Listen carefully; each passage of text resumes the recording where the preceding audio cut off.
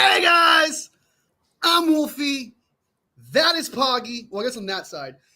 And today we're doing the Wolfie and Poggy show that we were supposed to have on Sunday, but Poggy was working his ass off, working a long ass shift on a fucking Sunday, so we had to postpone that crap, and we postponed it to today. So we're gonna go ahead and reveal our predictions and who won that prediction.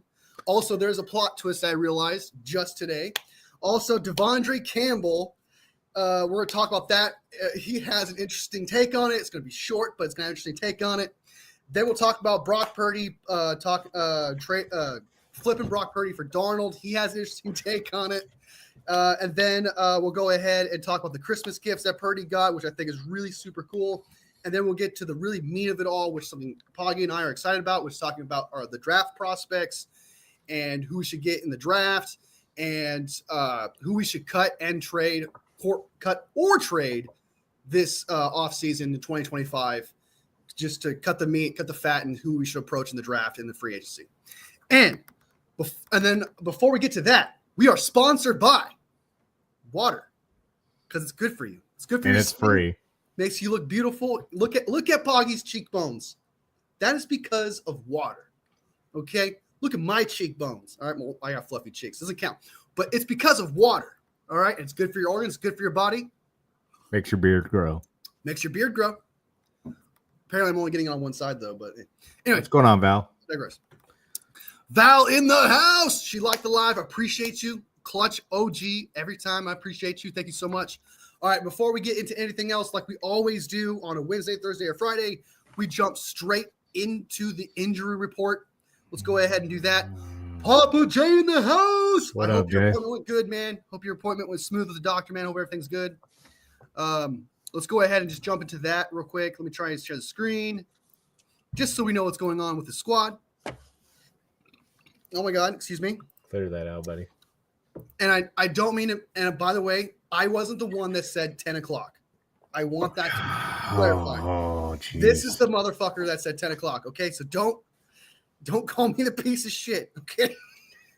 He really is. He really is, though. All right. So let's go ahead and jump over to the injury report real quick. Let's go through it. Malik Collins did not practice in illness. I wasn't aware of that. Not a big deal. I do prefer players playing because we do need to try. And I feel like based on what based on that game versus the Rams, what the players said with Devondre Campbell quitting and stuff like that, I feel like players need to try hard for the culture for the rest of the season.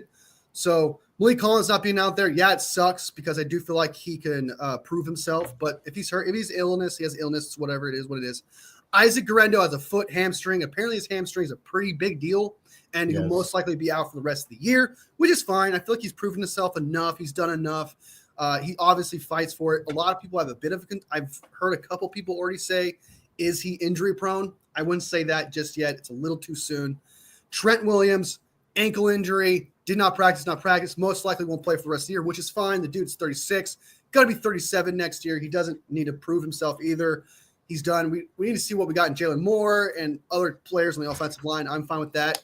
Nick Bosa, hip oblique, limited practice, did not practice yesterday. If he doesn't play, I'll be kind of shocked based on what he said in the press conference after the Rams, talking about how, like, we need to see who really wants to be here. And I mean, if you're a captain and you're saying shit like that, you kind of have to play even if you're hurt. I don't know why, but I just feel like that's the case. That was stupid, yeah. Yeah, Dre Greenlaw, Achilles knee, limited practice. I want to see him out there. I think he's done for the season, I'm hearing. I'm not here. I haven't heard that yet. I haven't heard he's out for the rest of the season or calling it, but I don't know. I heard that it's not good.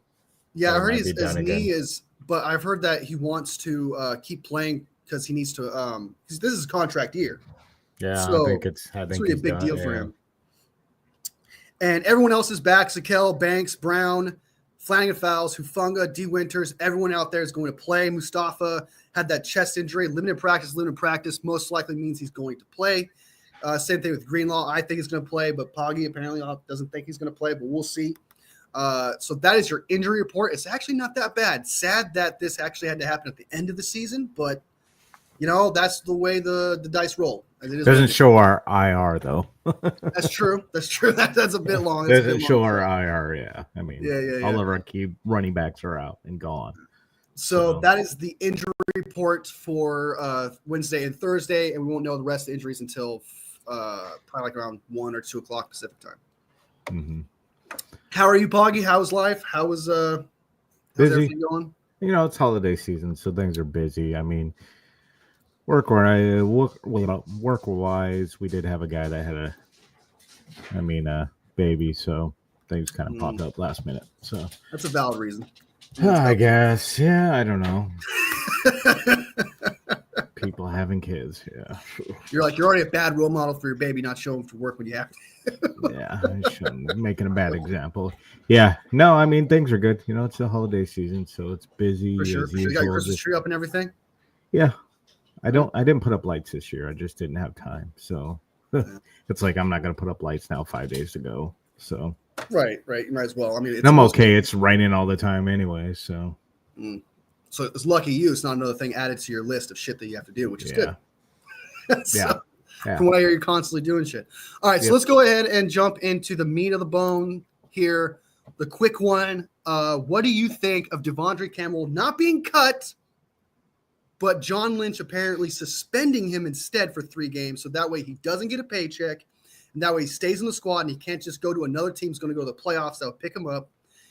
And apparently John Lynch really drilled into his ass, like really, pause, but he really went into him, pushed him hard, and apparently you saw a dark side of John Lynch. I would love to see that, to be honest with you.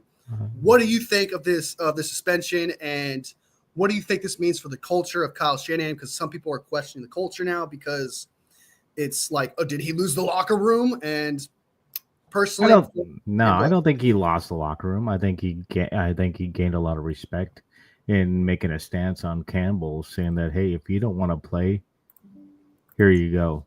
We'll sit your ass out for the remainder of the season. And yeah, I mean, quitting on your team, that's not quitting on your coach. Yeah, and you're quitting on your team. One of your brothers in the trenches is injured. You need to go in there and play for him. And you say no. I mean, what kind of teammate are you, and who wants to play with a player like that to begin with? So, I mean, screw the guy. I wouldn't want him on my team or in my locker room if I was another player because he doesn't have your back. I mean, he showed it right there that he's not a team player. He's not willing to, sacrifice his pride for the better good of the team. And, that was well-deserved. And, the guy's a piece of crap in my mind. And not to mention, he leads the team in missed tackles. So it's not a big miss there. Yeah, right. Pun intended, I'm sure, because the missed part's missed tackles. To add on top of that, like the NFL is a fraternity. There's a lot of things you can get away with, man. There's one thing you can't do is fucking turn your back on an NFL team like that. You're going to get blackballed. You're done. You're out for good. Val showing some love to Samuel. Good to see Sam. What's up, Sam? Showing some love here. It's like a fraternity, man. You could do a lot of fucking things, and we all know a lot of those things you could do and still play in the NFL. This is one of those things you cannot do, and I'm glad that they didn't just outright cut him. I'm glad that they tried to get the money back, and they're going to try to get him for misconduct detrimental to the team, which is clutch. Yep. This guy's a piece of shit, and not to mention the other thing is this hurts himself. Like it doesn't even help him. It doesn't even help himself at all in any way. Not at all. It's not only does he get blackballed from here on out, I'm certain of it. Not only does he loses a shit ton of money. So like if you went out there and was like still throwing a pity part, like a fit, but just played like shit, right? He's already been playing like shit, so it's not going to change anything. Yeah, that's what I'm saying. Like you could have just gone out there and not even tried and still got paid. Like you could or tried and still not done anything. But I mean, exactly. Like you could have made. You could have made money still. Could have. There was I think they're trying to get him from I think collectively after we checked all the fines and everything. Apparently they can get about $1.1 million out of him back from his $3.3 million signing bonus, which is fantastic. Like take whatever you can from him. That is total bullshit. And like you said, man, you're going out there, you're screwing all the teammates when your teammates weren't even the one that made the decision. They're not the ones that are like, hey, you go out there, you go out there, you go out there. Sorry, you're staying here. Even though, you need some self-awareness, my man. You are not good. Yeah. Great Drake Greenlaw is a god among 49ers. Yeah, you have not been playing well. It's been Greenlaw's spots. You've been a placeholder. I mean, needless to say, you should understand that, and you haven't earned that spot. I mean, really, you haven't. I mean, he hasn't done enough to earn that spot. So I don't get his whole attitude on it. So Yeah, I don't understand how. I don't know how. It's unprecedented. I've never seen this before. Only with Antonio Brown, but then again, that's Antonio Brown. Brown, yeah. This guy is supposed to be relatively sane, and he's making these stupid ass decisions. Yeah, I know. Makes no sense. Yep. I agree. Crazy, dude. All right, so we'll go ahead and get some of these comments. Greg Dayton in the house. My favorite Raiders fan. I'm just kidding. He doesn't like that. I'm actually walking into an IHOP right now. Nice, man. I'm sorry that you missed one of your legs, man. That sucks. I'm very good this morning. Hey, I was showing some love. That's what I like to see. Basically, shut your mouth and know your role. I mean, let me get rid of basically, but pretty much. Scott Lacoste in the house. Hey, Papa, the pain will be over in 16 days. This season over. Bad to watch. It's going to be a pain, man. It's pain. But we'll see how it goes. We're going to enjoy the ride. We're going to see what I'm excited about Abani Konda, who's going to play running back. I want to see what he can do. That's something I'm looking forward to. The running back we picked up because this is technically a tryout for certain players, such as the running back Abani Konda. I'm excited to see what he can do. I like his college tape. Jordan Mason, I don't know if he's out, but he probably will play. No, wait, no, never mind. He's out. That's right. Yeah, he's on IR. Patrick Taylor, we'll see what he's got. This, I feel like, is going to be a tryout for the running backs for the next 3 games. I think we're pretty set on the 3 we have. I mean, I think Mason will keep him around. He'll be around next season.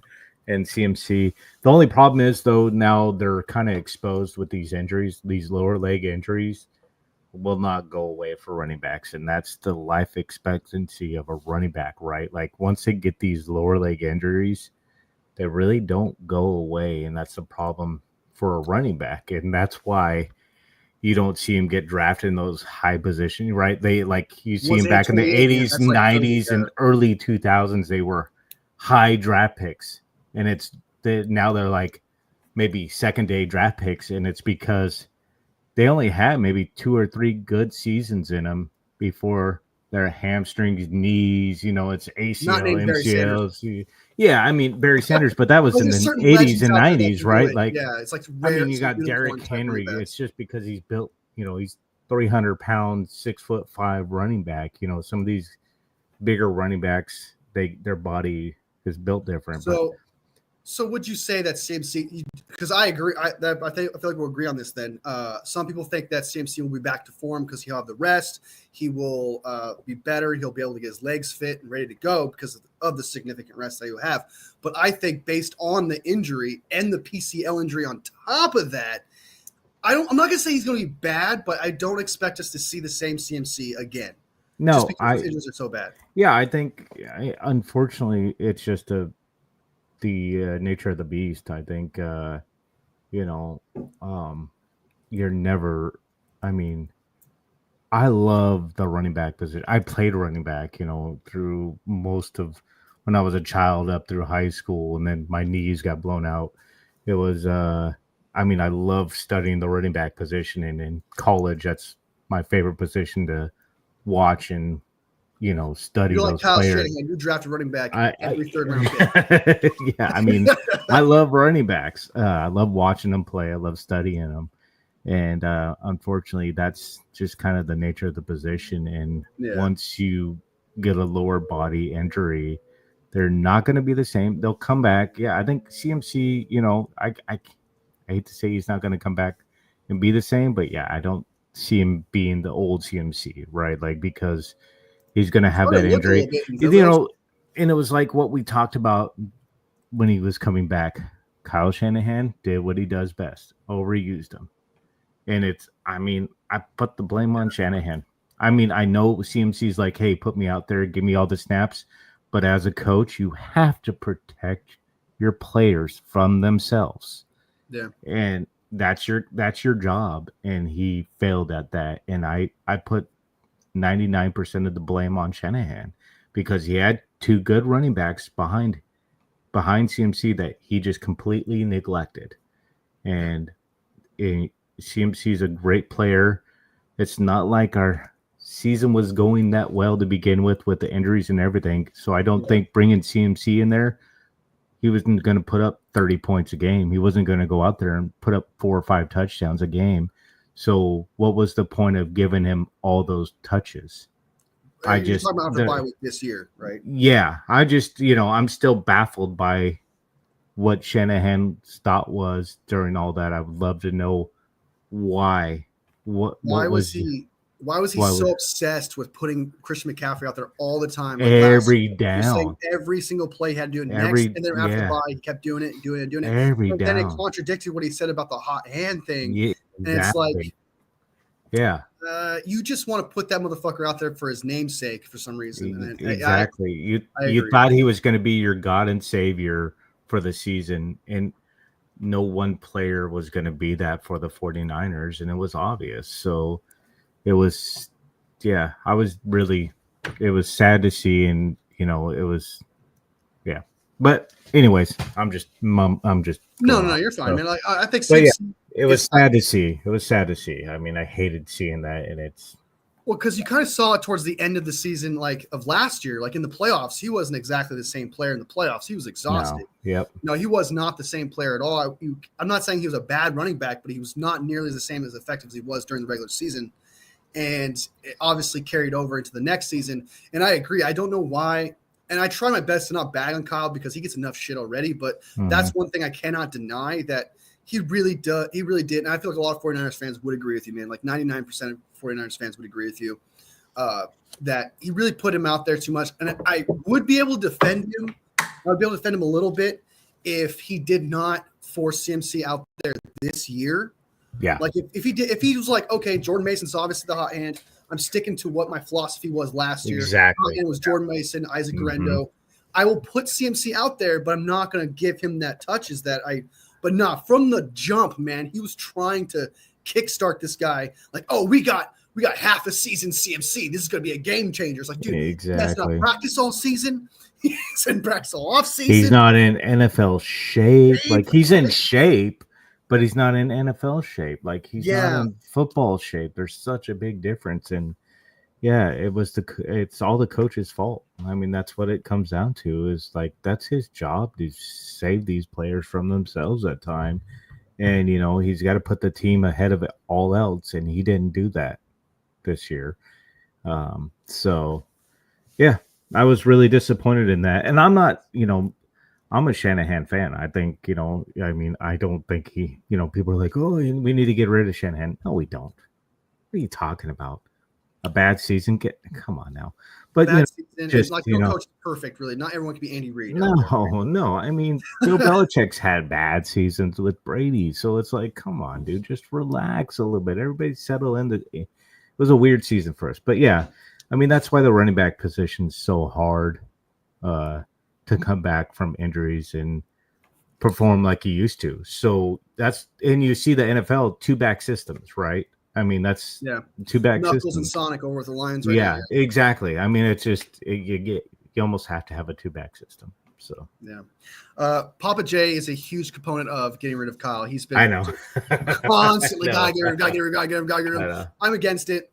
I understand that. I don't think, and I tell people this too, because I feel like when you put it this way, I was like, okay, that's a great way of putting it. People like the 49ers suck this year. I'm like, no, this season sucks. I thought it was a great way you put it there. I was like, yes, dude, everything so beyond our control was holding back this team. And it's just, you cannot put it all on one head coach just because of things outside of his control. Yeah, him putting CMC out there was part of his control, right? Some of the scheme he was doing, some of his control. But from injuries, you can only do so much. From the personal tragedies, you can only do so much. The holdouts, you can only do so much. He's the head coach, not the GM. That's John Lynch's job. There's I don't want to blame it all on superstition, but there's some superstitious people out there. We were 17-0 favorites. We were the Madden curse, Super Bowl hangover. Not to mention, we were the most. That Madden curse is real. Let's be honest. That Madden curse is so real, man. It was literally like, I can't remember a player that never. I mean, Adrian Peterson was so good, and oh my god, his career was over after Madden. So Well, the Oh my funny things God, about that is with CMC, the his Madden career's curse, over. man. With the Madden curse, it was like it came out of nowhere. Like he was Yeah. fine. He was ready to come into the training camp, got the cover of Madden, and then like the next week, bilateral fucking Achilles tendonitis. Yeah, Like, what I the know. fuck? Yeah. Damn it. So I do agree with that. And not to mention, there's another component that I haven't brought up yet that Larry brings up too. It's a good point. The rest days are the worst. The 49ers have the worst rest days in the NFL. Mhm. So you have all these things stacking up, like everything possible comes at you, like everything. From rest days are important, people. They're super important. They help you heal, especially with the injuries we had. It's kind of a big deal. I just think that you cannot take this season into account and be like, this is the true product of Kyle, Brock, the entire team. The only person, No. again, that I keep preaching that doesn't have an excuse is Deebo Samuel. He's Yeah. the only one who doesn't have an He excuse. way underperformed this season, and it was Way not a overperformed. good season for him. So Yeah. So we'll get out of that real quick, and we'll move on to the next subject real quick. Purdy for Darnold, man. Baldy, who's a huge influence among the 49ers fans. A lot of people listen to him and what he has to say, but he's gotten huge backlash for this opinion. A lot of people are like, what the fuck do you mean? So before I give my rant on it, I want to hear what you think about it. Brock Purdy flipping him for Darnold. What do you think of that? first thought, stupid. But yeah, I think it's dumb. Why would you trade Sam Darnold one good season, not great season, but good season in a new system Mhm. for Brock Purdy, who has had not the best season this year, but had a great season last year, one of the top quarterbacks last season. One of the And best then, performances of a quarterback ever had last year. and Elite then performance. the season before that had half a season that was really good, really Very great. One of the top performances. So why are we even contemplating that? Like Sam Darnold, like when he came in for Brock Purdy, he wasn't stellar. He doesn't. No, like why are we talking? It baffles me why people even bring that up.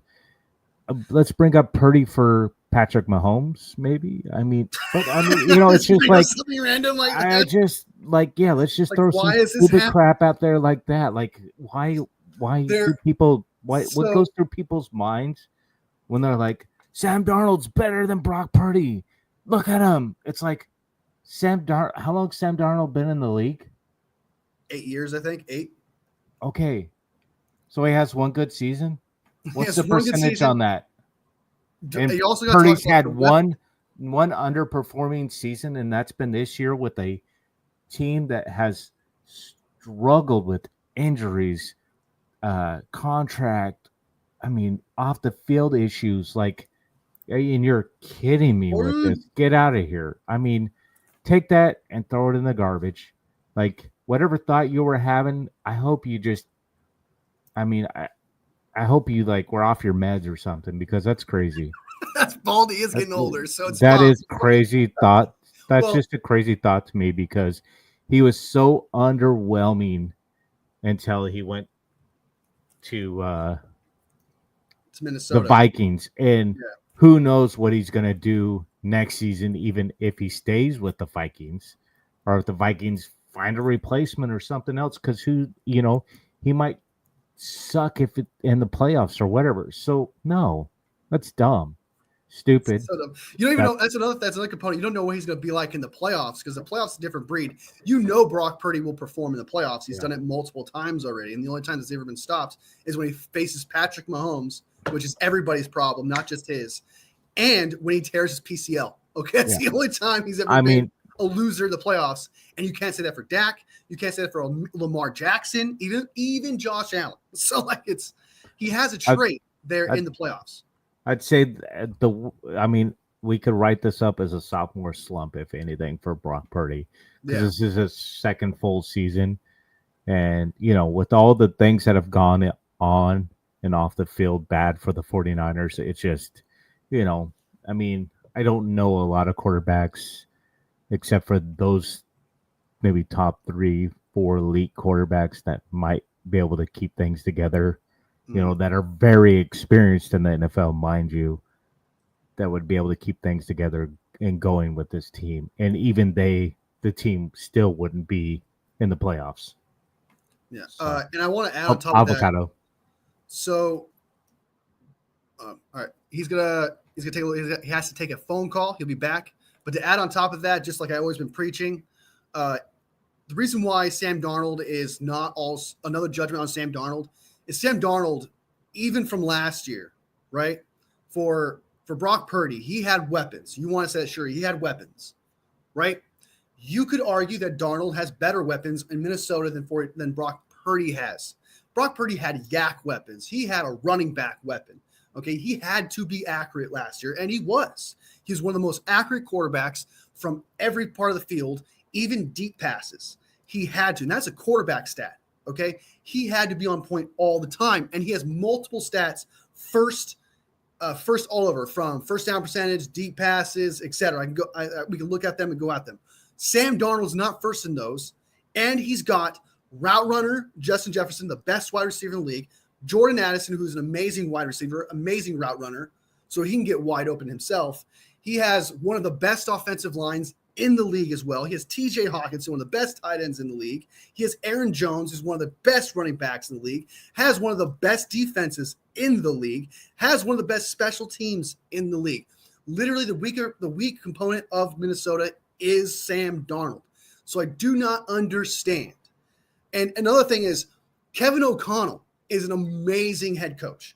Kevin O'Connell does not get enough credit for all the things that he does with very little, right? He does like Kevin O'Connell, I feel like needs to get a lot more respect on his name, needs to get a lot more, like, this guy is a true offensive genius. This guy deserves offensive mastermind, I feel like. Kevin O'Connell deserves a lot of credit for what he had to deal with, especially last year. Yeah, I know Kirk Cousins had that tear or whatever, but he was having an MVP season, Kirk Cousins was. Then after that, he had to work with Joshua Dobbs, Nick Mullins, and still won games.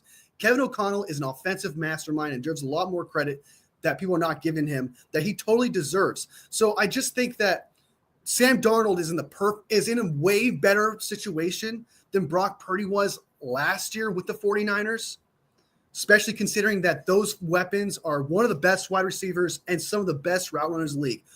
Brock Purdy did not have that. He had one in Ayuk. And yet somehow he still gave, I think it was 3 different receivers 1,000 yards. So I just don't get this whole issue of like Sam Darnold for Purdy. When, not to mention, another thing here is we all know that Kyle Shanahan, if he saw Sam Darnold and he saw Brock Purdy and he had him all offseason and he thought Sam Darnold was better than Brock Purdy, he would have flat out just said, all right, well, we're keeping Sam Darnold and we're trading Brock Purdy. That's what he would have done. He would not have stuck with Brock Purdy at that point. He'd be like, okay, well, Sam Darnold's clearly better. So there's no way he's actually going to be like, oh, let's bring that guy back, right? Let's go ahead and bring back Sam Darnold. And I don't know if you're here, Poggy, but I'll repeat myself here. The thing is, one of the things I feel like people aren't giving not Purdy for and Sam Darnold for here, not credit, but like discrediting him for, is the fact that he has Justin Jefferson, who's literally one of the best route runners, best wide receivers in the league. It can just go up and get the ball, Best route runner, one of the best route runners in the league, getting open with separation. TJ Hawkinson, one of the best tight ends, one of the best offensive lines. He has literally Aaron Jones, who's one of the best pass-catching running backs in the league.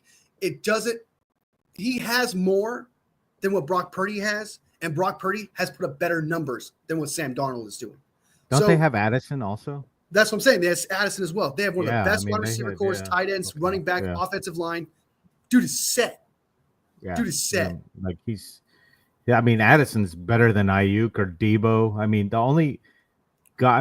The only saving grace that Purdy has right now is Jennings and Kittle. And I'm not. They can't separate really. Yeah, but they're just 50-50 guys. I'm not taking anything away from like our rookie Pearsall or anything like that. I don't want to take anything from him, but he's too young and raw right now. Like he's going to learn things and he's going to come along. I see potential in him. But the only 2 saving graces we have right now are those 2. Kittle's definitely the MVP, I think, of the offense right now. And but yeah, I agree with you. the whole Purdy the Sam Darnold and Purdy conversation on Shanahan evaluating him. I mean, if anything, he would have just re-signed Darnold, kept him on the team with Purdy, and then let him fight it out in training camp. I mean, That's what they did. They thought out in training camp, but well, I mean, yeah, I mean, they would have just continued that route, right? I mean, he would have kept him on another season then. But I mean, it's just ridiculous to hear that talk. It's so stupid to me. yeah, it's just crazy to me the fact I just don't understand how. I don't know if you also heard me. I think Kevin O'Connell is an elite master. I think he's an offensive mastermind. I think he's elite at what he does. He's a very good head coach. He deserves credit for what he's accomplished. And I just think it's ridiculous to be like, again, Kyle's had, like you said, like we just you said, we talked about. Kyle had Darnold in his hands. He would not have let him go if he thought he was better than Purdy. He would not have done that. The dude straight up was like, fuck you, Trey Lance. We're done with you after giving up 3 first-round draft picks. Okay? He would have stuck with him if he felt the pressure of having to keep a quarterback. Kyle Shanahan has no fucking problem switching out a guy for a better guy. There's no problem with that. So it's just ridiculous. I think it's stupid talk. I think the only thing that people want to compare it to that I'm not saying we should trade for Darnold when I say this, but you would get Darnold cheaper than you would Brock Purdy, right? That's the only positive saving grace of that argument. But even then, why would you take a huge downgrade when the offensive line is atrocious right now? When the weapons still need to establish themselves, such as Pearsall and Cowling, need time. And again, you cannot discredit Pearsall yet just because he didn't start practicing until week 6, week 7. We're not going to see a good product of Pearsall probably not until next year. Next year, probably. Yeah, some kind of mid season of next year. We're not going to see a good product of Pearsall. Cowling may have an opportunity, but he's a 4th-round draft pick. You can't put all that onto him. So it's just – and Ayuk's coming out from the holdout, MCL, ACL. There's just so many things going up against Brock Purdy. And another thing I always say about Brock Purdy is that he's dealing with one of the slowest, last in separation weapons in the league right now. So he has to be accurate, and not only does he have to be accurate, he has the smallest window of any quarterback in the NFL when throwing the football. If you're last in separation, that means he has to be on point. And I'm telling you right now, if Sam Darnold had to deal with what Brock Purdy had to deal with, we'd have. He doesn't have that arm. Yeah. So I just don't think the logic is not there. The only saving grace is the contract difference. That's it. And even then, I don't know why you take a downgrade just because it's cheaper. It just wouldn't work. It just wouldn't work. So, Strawberry in the house. Oh, what's up, Strawberry? Jordan Addis is better than any wide receiver currently on the 49ers. Oh, yeah. He's number 2 in Minnesota. So. That's exactly what Poggy just said. Agreed. Showing some love. Hey, that's what I like to see. Same to you, Papa. It's hilarious to see all the fans angry that Sam beat Trey last year.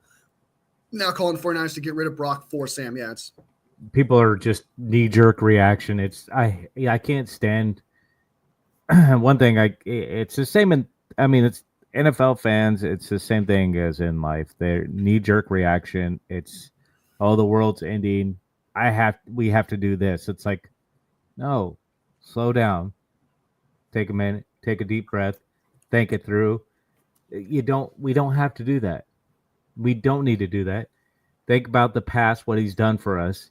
Think about the consistent products. Exactly. He's been consistently good for us, and you have to think about what's been around him and what's happened around him, and it hasn't been good for him. So the kid's going to be fine. I'm not worried about him.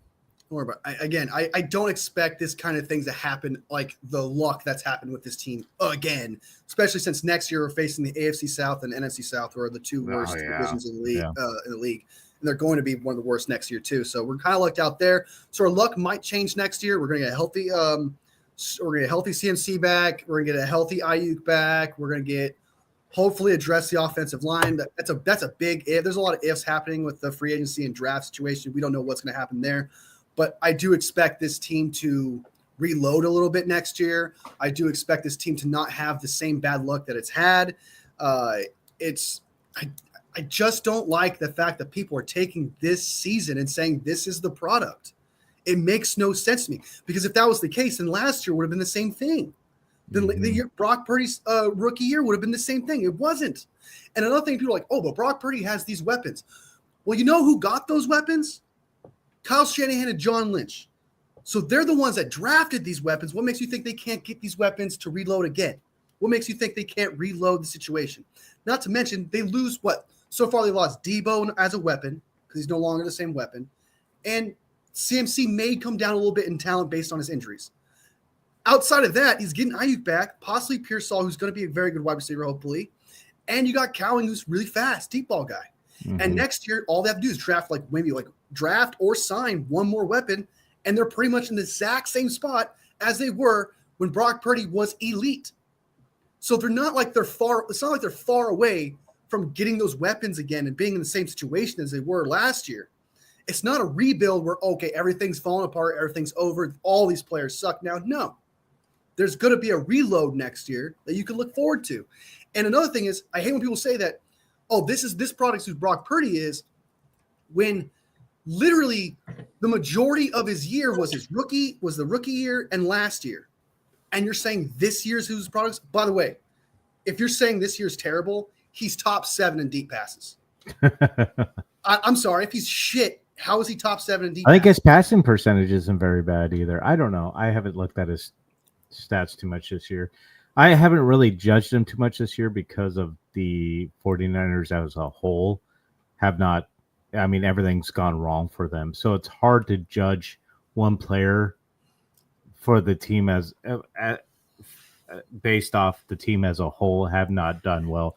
Now, if they were completely healthy and Brock Purdy was putting up pure shit stats, then yeah, I mean, you could look at him and go, you know what? That guy regressed. That's him. Yeah. I mean, you could look at it and go, okay, the reason we're struggling is because of Purdy this season. But I still wouldn't have a knee-jerk reaction like, oh, let's get rid of Purdy. I mean, no. I mean, it's the same.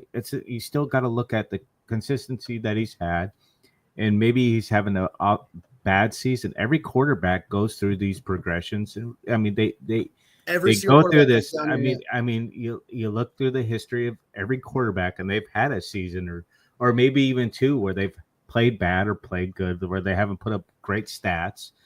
So you just, I mean, you really got to read into it. I mean, yeah, you can't. People are just nuts. Yeah, I totally agree 110%. I just don't understand I feel like people are just way too much in their emotions. I feel like you agree with that too. Like just people are way too much in their emotions, not stopping, knee-jerking reactions.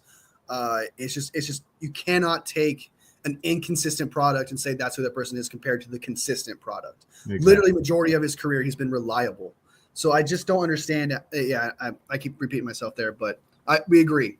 Yeah. Trading Darnold for Purdy would just be stupid, a knee-jerk reaction, and it's just emotion. Just because what you're seeing in Minnesota with all the weapons that motherfucker has. And they're a pretty damn good defense, too. Good defense, special they've been healthy all season, so it's like it just tone it back a little bit with that whole idea, you idiot. So, yeah, I agree. That's the idiotic thought. He's not going to be much cheaper than Brock, so it's definitely not worth it. Strawberry thinks it's going to be $30 million. Some people think it's $30 million for Sam Darnold. Strawberry thinks it's going to be $45 million. I think so too, based on the bidding war that's going to happen for him between like 5 or 6 teams. Quarterbacks are not cheap, and there's not very many of them. Yeah, there's going to be some head coach out there that's going to say, "Oh, I could do what Minnesota's doing. Oh, I could do that with that guy." There's going to be somebody like that, and they're going to pay him a lot of money. It happens. It happened with Kirk Cousins. You know, it's going to happen to somebody. Someone's going to pull a trigger on it and get desperate. Someone suggested the other day they'd trade him to the Titans for Will Levis in a second. What the fuck? That guy should probably just not talk anymore. That guy should not talk anymore. I agree. The look on your face was like you just looked, what the fuck?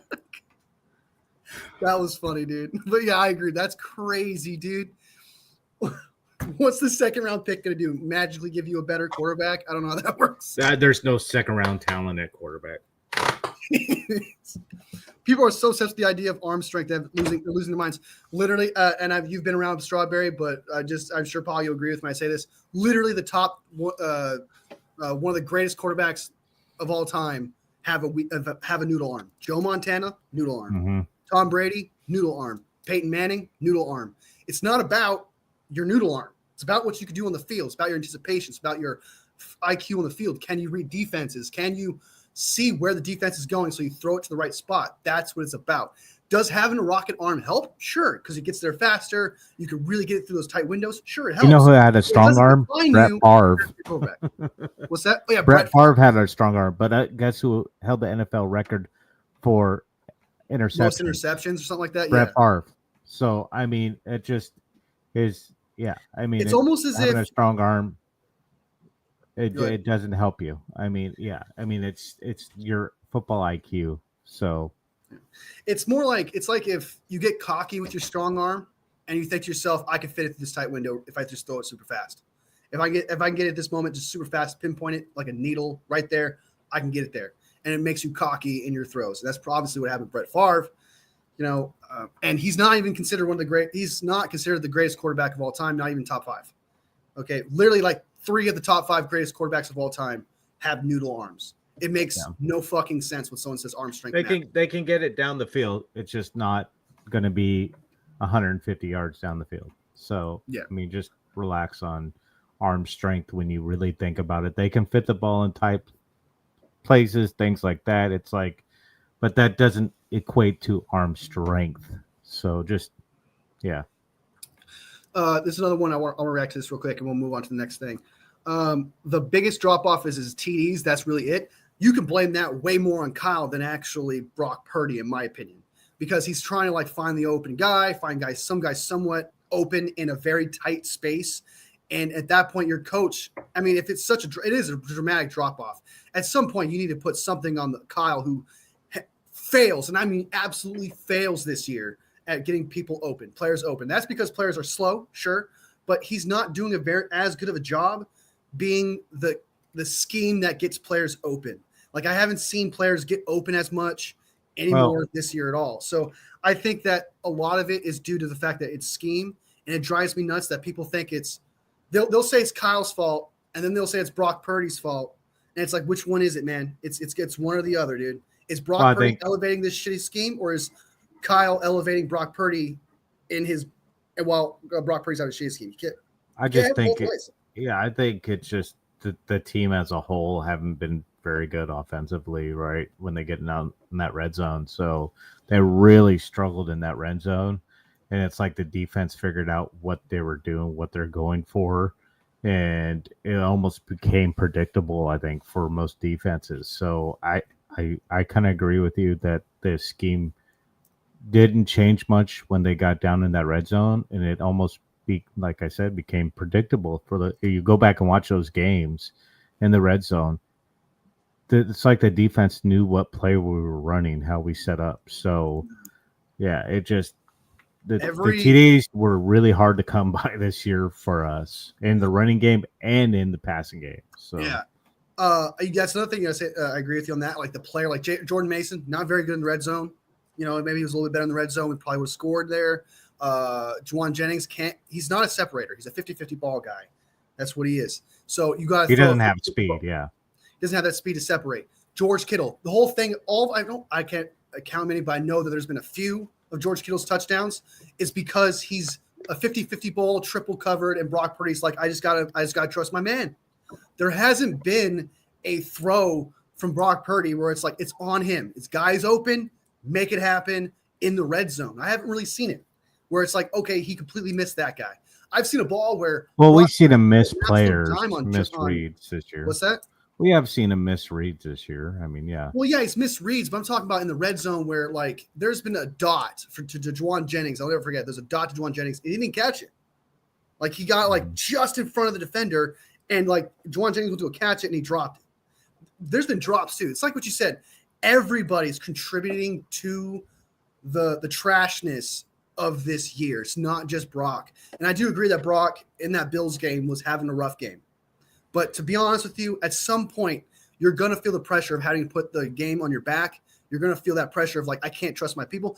If you go back and watch Debo dropping that ball, Brock Purdy reacts like, fuck, I got to do this myself. And at that moment, that's when obviously he threw that interception the next quarter, the bad pick and stuff. I just felt like he needed to make a miracle play there because his players weren't making miracle plays anywhere and they weren't getting open. So he felt like he had to do something crazy when he had 2 checkdowns wide open.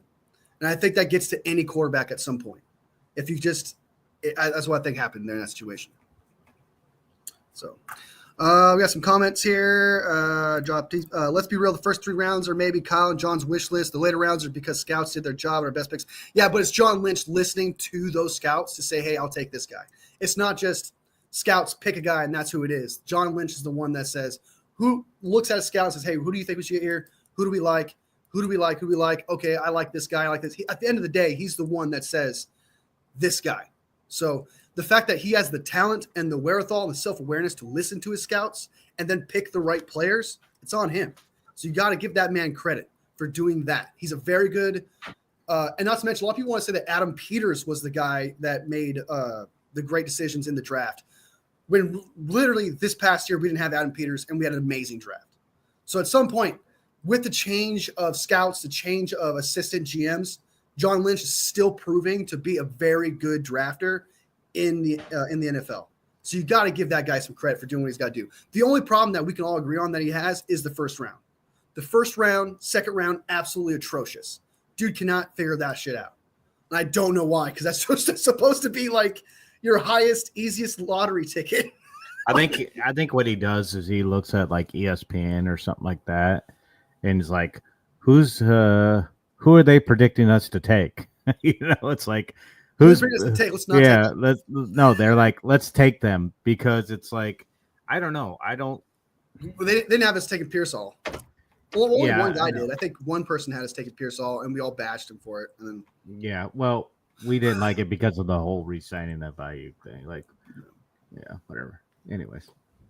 But yeah, I have to disagree with that. I think John Lynch deserves credit 'cause at the end of the day, he presses the button, he decides, and he listens to his scouts. So, and not to mention scouts get cycled all the time. I think Brock's lack of arm strength is why his intangibles are going through the roof. He's had to refine those skills, which allows him to actually play better quarterback. That's actually true. That's actually a pretty good point. Like, you need to adjust to the game, being like, okay, I can't just rocket my arm through a tiny hole, right? No, so, like, he has to make up for that, which makes him better. Kyle can't develop any players. For example, he had a CMC, an already established player, to bail him out.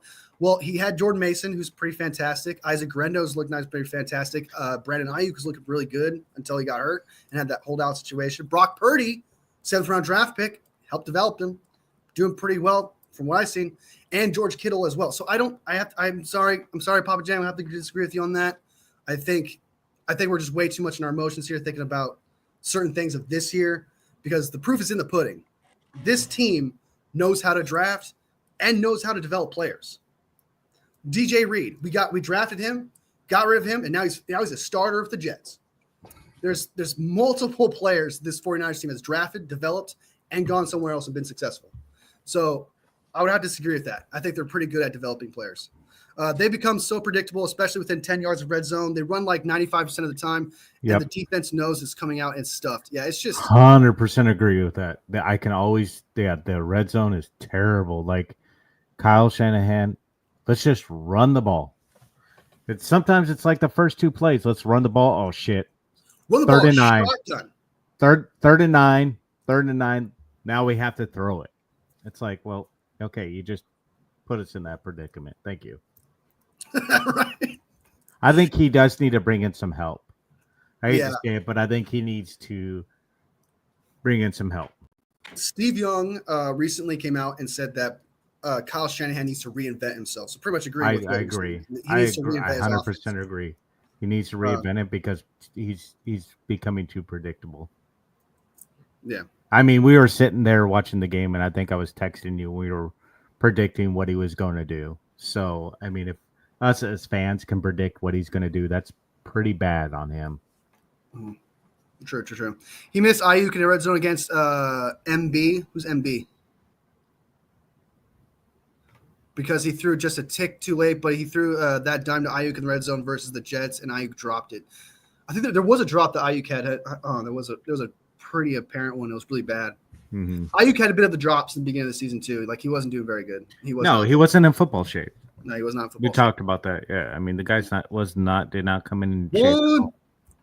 Ayuk and Bosa were the only good first round draft picks. That's true. And Bosa is way more of a surefire pick than any first round draft pick they ever had. Not big on Ayuk. I do agree. There's something I agree with. I don't think they're bad developing players. If so, then our third, fourth, fifth, sixth round picks, undrafted players, wouldn't be good if that was the case.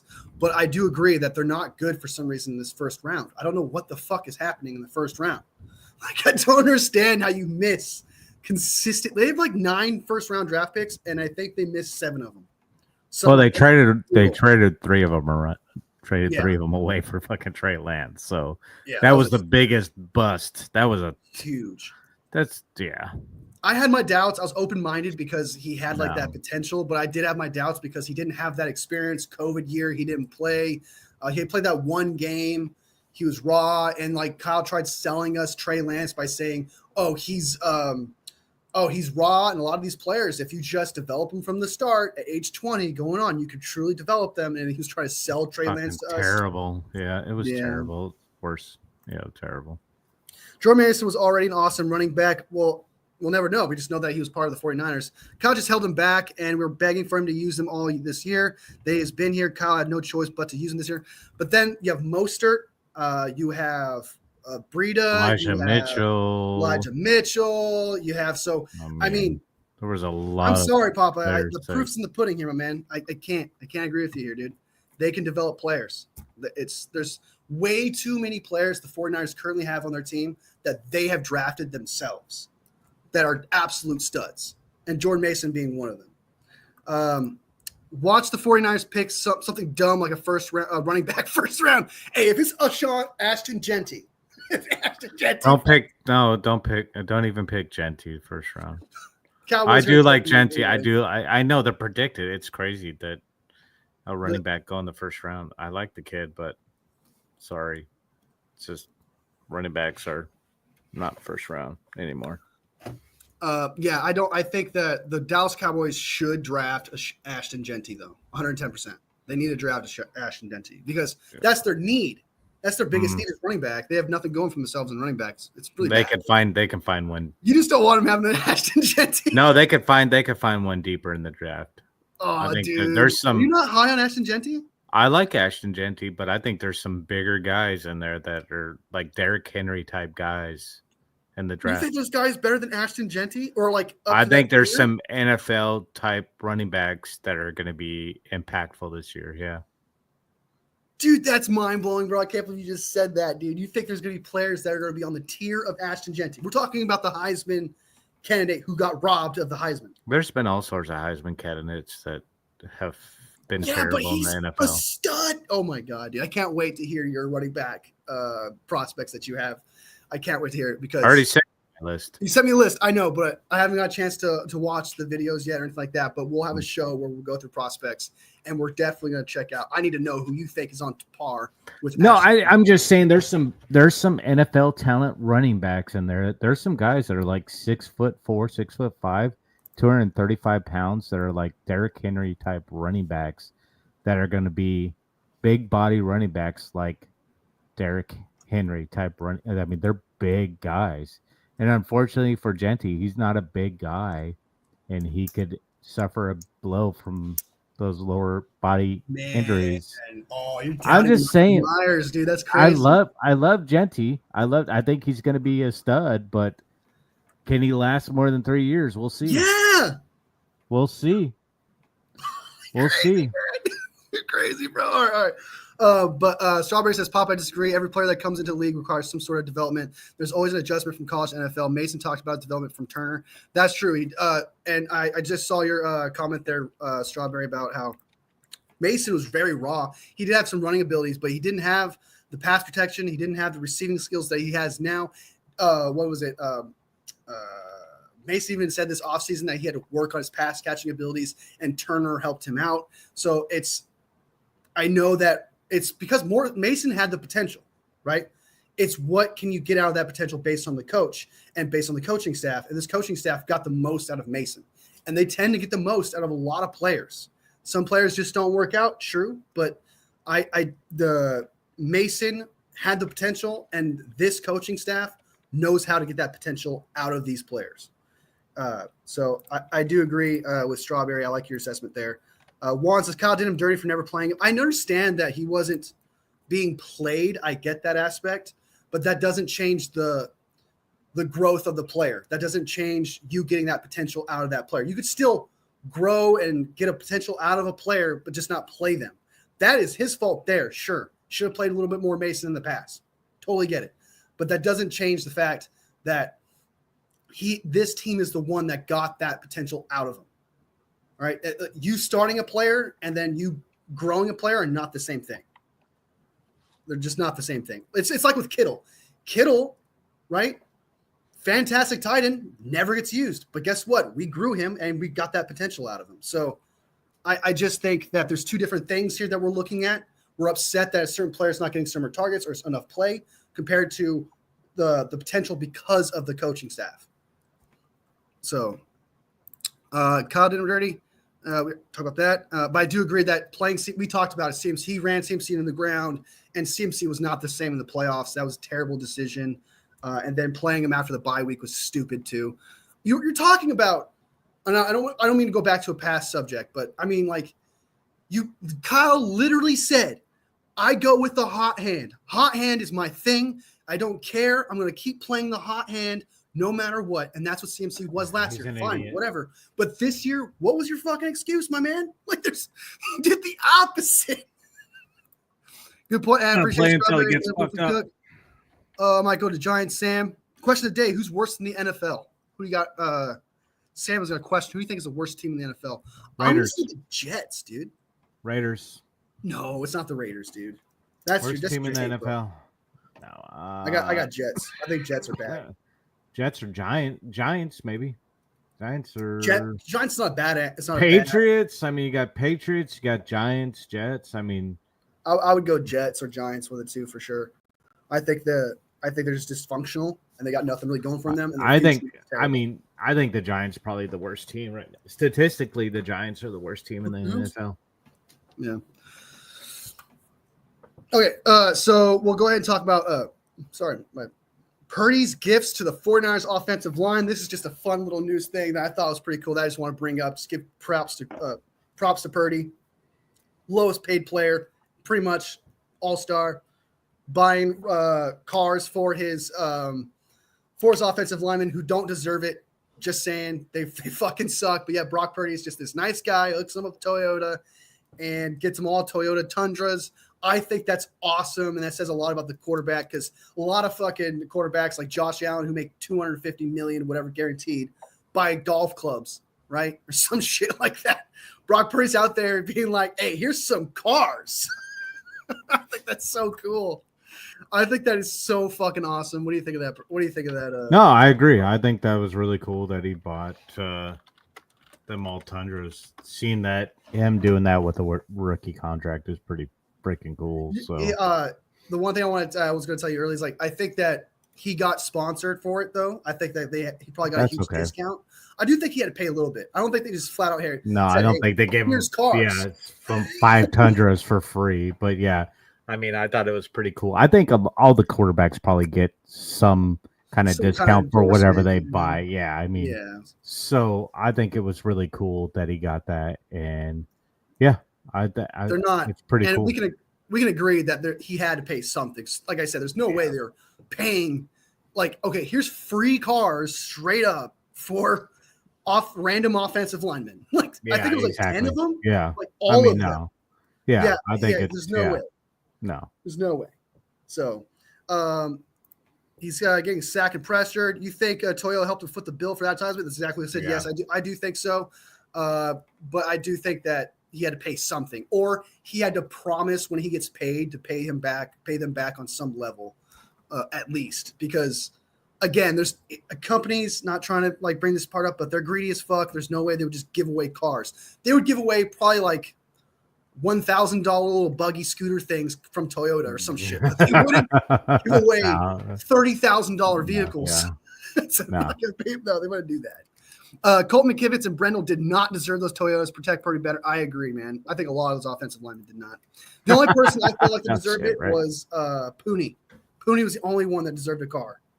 Okay. Yeah. He's a fucking rookie. He knows he's about to get paid. Pooney's been good. Yeah. Pooney's been good. Mahomes last year, who had a big contract, he gave him golf carts, and Purdy be giving him cars more expensive than my house. It's true. Like I know Mahomes is out there giving them golf carts and shit. Like does every football player just golf? Because if I was a football player, I'd be like, dude, I don't golf, man. I'm just gonna hawk this shit. I'm just gonna hawk this out. I don't need these. Drive around my neighborhood or something. Yeah, right. I guess I'm in this scenario. I'm probably living in a fancy neighborhood. Yeah. Took out a loan and going to pay it off with his $50 million contract. Yeah, that's why I think so too, Filthy. I don't think it's free. I think he owes something. Didn't even throw in a shout out to the dealership. Oh, he did at the right when the players were coming out at the end. He's like Toyota. And they showed the TRO. They showed what kind of car it was and all. They showed the interior, things like that. So it was kind of almost a commercial for them. So it was a big promotional thing for Toyota. Mm-hmm. It was like if it was, Coca-Cola in a movie, right? Whenever they show Coke in there, it's a sponsorship. Yeah. It's advertisement. So it's a shout. If they didn't do all that, that's it too. And who said that Trent didn't get one? I don't think Trent really needs one. I think he's got his own car. I think he's rich enough to kind of not need Trent making more money than Purdy, so I don't know what he needs. Yeah, I don't think he needs help from Purdy to get a car. Especially, I don't think Trent would be driving a Toyota. I think he'd be driving like a $200,000-$300,000 car. Yeah, he's probably driving a Lambo. Yeah, I don't know about Lambo. I think that'd be too low to the ground. He's a big guy. He's a pretty big guy. I don't know. Well, you don't know. Maybe a custom built. Might have a custom built one. Yeah. Yeah. People don't realize the money he makes in his endorsements. One report said he gets $500,000 per endorsement. He has had many endorsements. He probably does get money endorsement. Good money endorsement. Yeah. He deserves it, man. Where a lot of players make their money. There is one he did for free. And I think it was one of his friends, Corn. He did an endorsement for corn for some reason, like corn seeds. He did something like that. Whatever. It's from Iowa. So. Yeah. I think Trent is with his family filthy. I heard that recently. Yeah. Well, yeah. After losing the twins. Yeah, he's with his family. But again, I don't think Trent needs a car from Purdy. Honestly, if I were Purdy, I would do like you get the cars for free, but I need like 4 commercials. He seems like a Porsche guy. Oh, I don't think he'll be able to fit a Porsche, even if they'd have to completely rip out everything to put Trent in a Porsche. It has to be a convertible. Yeah. Yeah. I don't think he'd fit in a Ferrari either. Yeah, he'd have to be in a truck. Yeah, he'd have to be in a truck. Massive SUV or something. All right, so we're still keep in mind, guys. We're still having a show on Sunday. This is just the postponed show from last show because we wanted to make up for it because we had predictions. Now let's get to the prediction situation because I think it's actually kind of clever. I just realized something, and I think it's awesome that I'm still alive, y'all. I lost last week, which was supposed to be the week that I lose out, and he lost. I did not lose. I didn't realize this. I just realized we don't get a bye week in predictions. This is our bye week. There's 18 games. There's 18 weeks. So that means I'm still alive, guys. He's 9-6. I'm 6-9. And I was like, that doesn't make any sense because there's still 3 games left. Doesn't make any sense. 3 weeks left. I realized there's 18 games. So that means I can still tie with him and we can have a tiebreaker. And it's not over. It's not over. So technically, I would have lost this week, and I would have had to eat a lemon because I had you guys vote, and it was between the wasabi thing. I had between writing a comment on my face of a terrible team with a compliment to that team on my face. That was one of the things I thought of, and then another option that you guys can think of that you guys can vote on. And it seems to me you guys voted on the lemon situation, so probably we're gonna eat a lemon for the loser. I could still come back. Poggy could still choke. It's not over. I'm 6-9. He's 9-6. It's not over yet. But if I lose one more week, I'm guaranteed it's over. But Poggy's upset. He was like, no. He knows, man. He knows. He just doesn't want to take the L. I don't want to take the L. I literally do not want to eat the lemon. I don't want to do that. I don't want to take the L. So we're still in it. We're going to make the predictions on Sunday. We're still going. We still have our thing. And he was right. I think it was, what was the game that we were, it was the Eagles one, I think, Eagles Steelers. I think that was what we disagreed on. And then you're obviously right about the Eagles. So Obviously. there's that. You hanging on by a string like my 49ers. I know 0.01% chance. I'm still in it. I'm still in it, man. You're saying there's a chance, man. I'm just saying. Poggy's an Oregon fan, so he probably has an informed opinion on Harmon. I don't know who that is. That's a lineman, yeah. His in-laws probably he's deceived. So as for the predictions, we're still alive. We'll do that on Sunday. We'll keep that going. Again, if I lose this time, though, there is no more saving graces, and it's over. So fingers crossed, and guys. With the Thursday night. Geez, today's Friday. Yeah. 3-0, baby. We would have picked Chargers probably anyways, right? You might have picked Broncos. I did pick the Broncos. Okay, I picked the Chargers. So you cannot say I just picked the Chargers. You can't say that. Because you know what? I would have picked the Chargers. You are an Oregon guy. I don't know who you would have picked. Broncos. I'm more of a Herbert guy than I am a Bo Nix guy. Damn Steelers. I do not want the Eagles to win. You know I'm more of a Herbert guy, and he's clutch. So he's not clutch, dude. He is not clutch. I told the fam here. I was like, hey, Poggy doesn't like when you talk shit about Herbert, man. I said one bad thing about Herbert. He always plays to the competition, no matter how bad or good he is. It's always a one-score game, always super close. That's weird. And that's what happened. And they still won, huh? And they won last week too, right? He brought him back. I mean, he seems to bring it back all the time.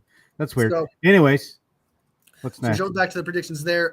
There was so we're going to talk about the Broncos versus Chargers game. Obviously, you just said you would have gone for the Chargers, but we don't know that yet. It's not official. You didn't send me a text. You didn't say anything. So that does not count. That doesn't count. But honestly, I thought it was a good game. I didn't think about the Bo Nix and Justin Herbert thing. I actually thought it was kind of cool. Funny thing is, I did not know that they were the same age. I thought that was interesting. Mm-hmm. But honestly, Bo Nix does look like a check down merchant based on from what I heard.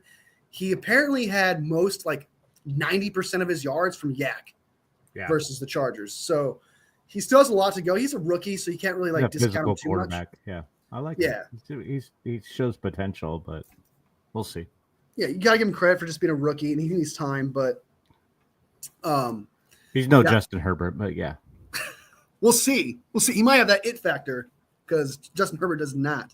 See, even Strawberry reacts, man. Strawberry agrees with me. Yeah, I was with Wolf on that. Herbert is talented, just doesn't have the it factor. Right? Yeah. Apparently, you guys don't know how to read quarterbacks properly. He doesn't have the it factor. Okay, He doesn't have it, dude. He always plays to the competition, no matter how bad or good it is. Prove me wrong. I'm a Bronco. I'm a believer, but Bo pick 6 disappointed me. He calls him pick 6, and I'm like, that's a bad thing. Bo pick 6. That's a bad thing. Michael in the house. What's up, Michael? Hi, Wolfie and Papa J. Hope you all had a great Friday. So far, it's pretty good. We're having a great conversation so far. Everything's going pretty good. Herbert seems like a really nice guy. It looked good in prime time. He has a good coach now. Hope he does well in the playoffs. Didn't realize how tall Herbert is. Yeah, he's a prototypical quarterback. Yeah, he's got all the traits, just not that it factor. He has that it factor, but it's okay. We'll see. We beg to differ. Okay. All right. I was gonna say, didn't he lose 27-0? But I realized it was the other way around. Mm-hmm. Go ahead. Michael, what's up? Is Mahomes playing to the competition or has a pact with the devil? I don't know. This is the joke I make. I think when he beat us in the Super Bowl, he was like, let's just suck the luck and life out of the 49ers this year and just transfer it over to us and just be a fucking vampire and just suck the life out of us. Is how I look at it. Because they're getting super lucky and we're getting super bad lucky. And I just think that they did some sort of Taylor Swift witchcraft of just being like, let's suck the luck out of this team so that we can win the Super Bowl. I'm going to give him time with Harbaugh. Let's see what he does over the next couple of years. He's got a good coach, so no more excuses. Yeah, I agree with that too. You're supposed to have a quarterback whisperer with this guy. But I mean, what was the week before that? I think it was a week before that he didn't perform. He didn't play that very well. He only got 17 points, 30 something. Yeah, he doesn't have very good players around him. Nope. Come on, man. Come on, dude. Come on. Nope. He definitely played that fiddle. Respond to me, says T-Bone Fitzgerald. I don't know what the fuck you said, man. You just said sup. I don't know what sup means. I don't know what sup means either. I'm too old for that. Thanks. All right, Herbert has Karen. the it factor. He's just has a quiet personality, not a very outgoing guy. Yeah, he does have the it factor, and he's not the leader. You need to be a leader when you're a quarterback, and he's not that. Okay. He had that issue coming into the NFL. He's a very quiet guy. Sorry, Karen. He's not a Herbert fan, so it's okay. Well, hi, T-Bone. Strawberry accidentally deleted one of your comments. Sorry about that. Well, he does have a good O-line and always will with Harbaugh. That's true. Their O-line hasn't been that good this year, actually. What? Yeah, what was it? Slater and that. They haven't been performing that good this year. Two of the best. Come on, man. Come on. No. Stop it.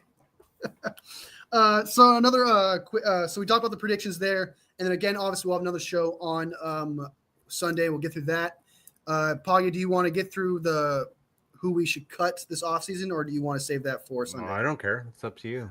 All right, let's just go ahead and jump into that because we're having a great conversation. I'm feeling it.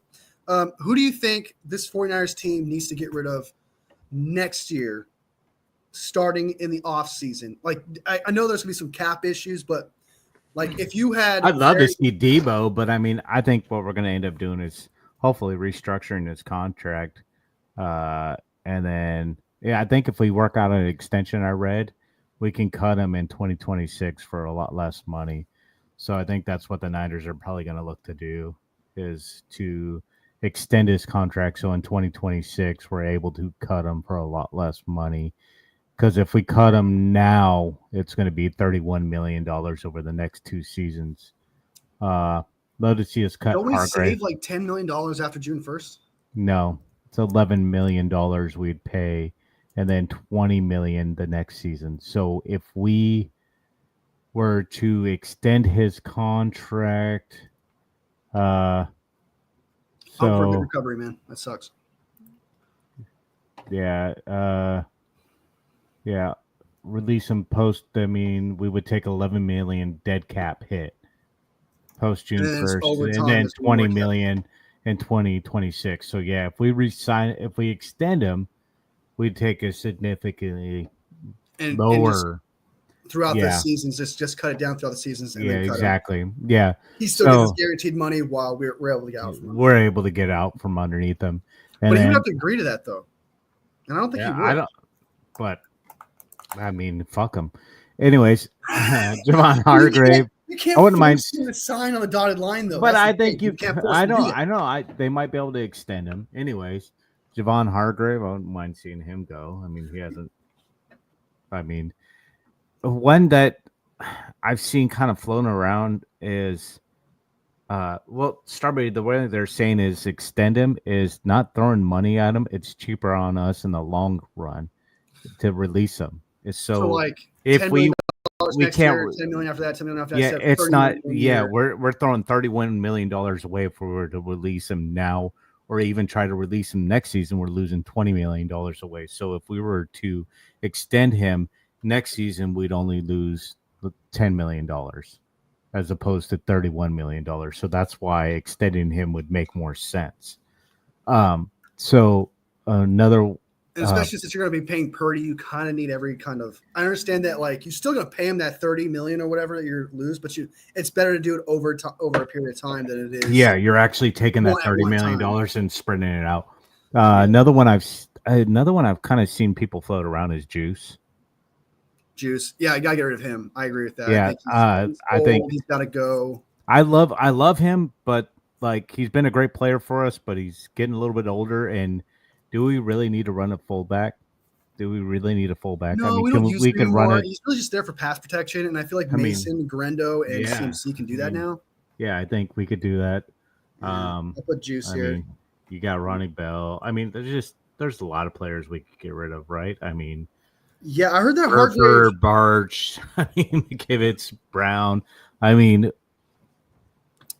so for example, Debo obviously would be my number 1, 2. Whatever you can do to get out of it, even if they cut him next year, trade him. I don't know anybody will take that contract. Then nobody's going to take that No one's contract gonna with the take that contract. underwhelming performance that he has put on. He would have to perform lights out next season for us to be able to trade him. Mhm. And so we're stuck with Debo.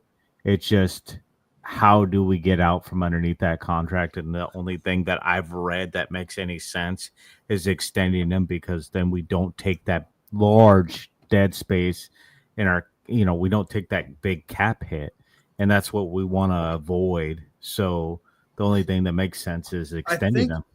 That's what they did with Hargrave, was what Filthy Cows was talking about.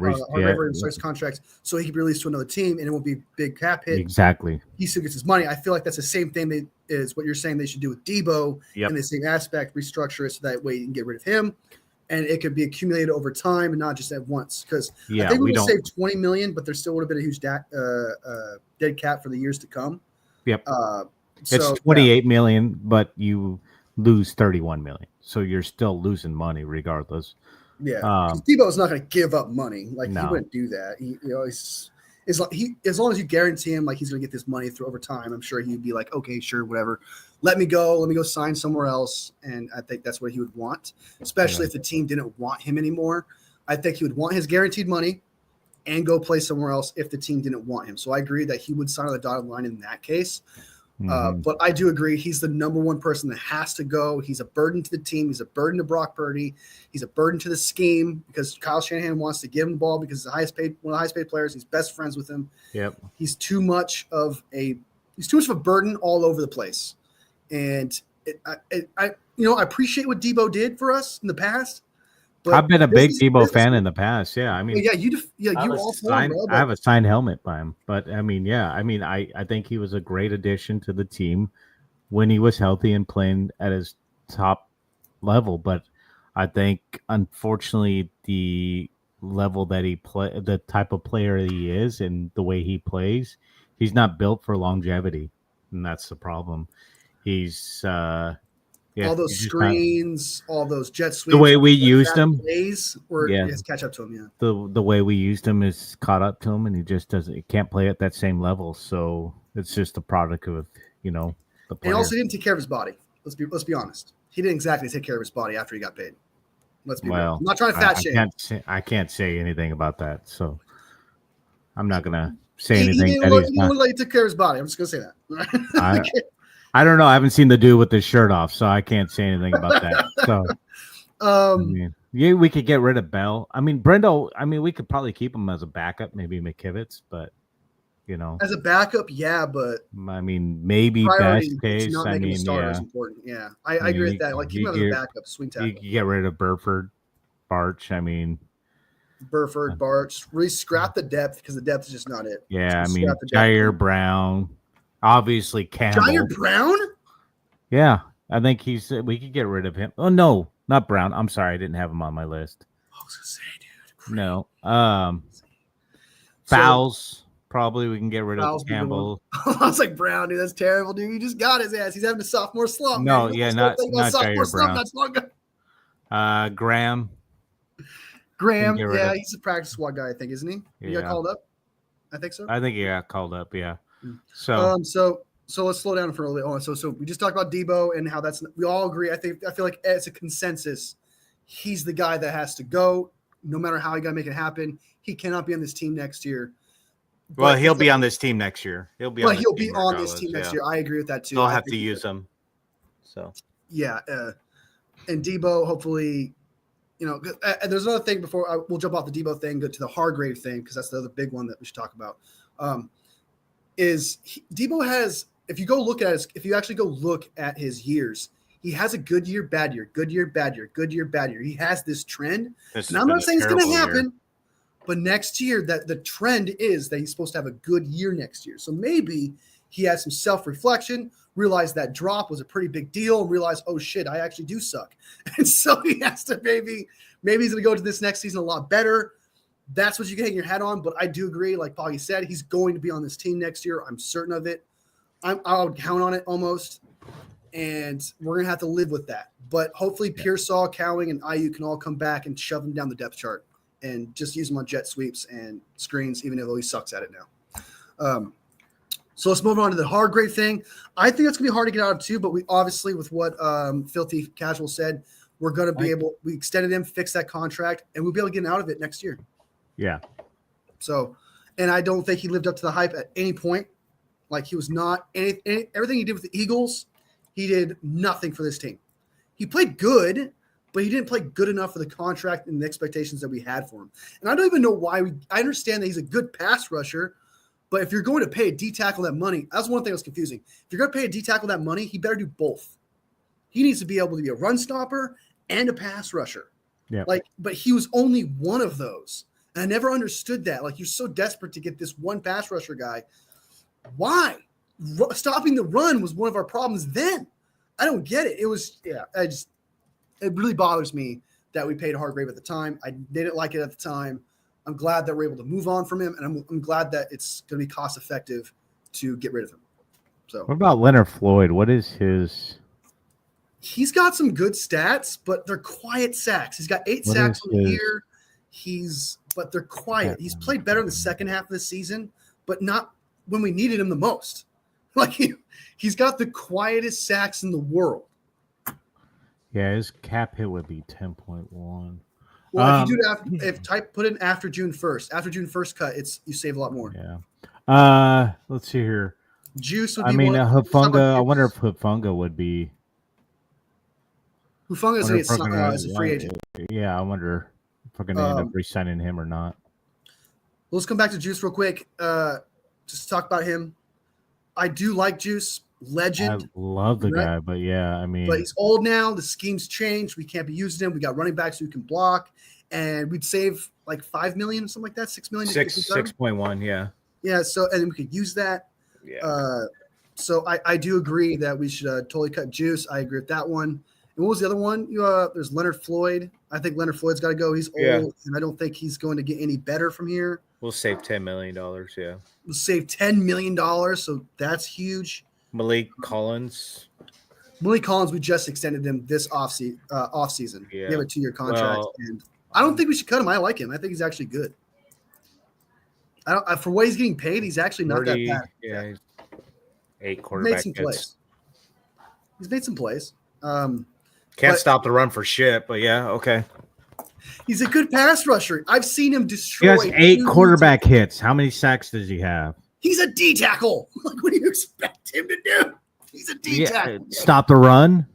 That's his thing. He can do that. He's not. He can't stop the run for shit. He's not bad.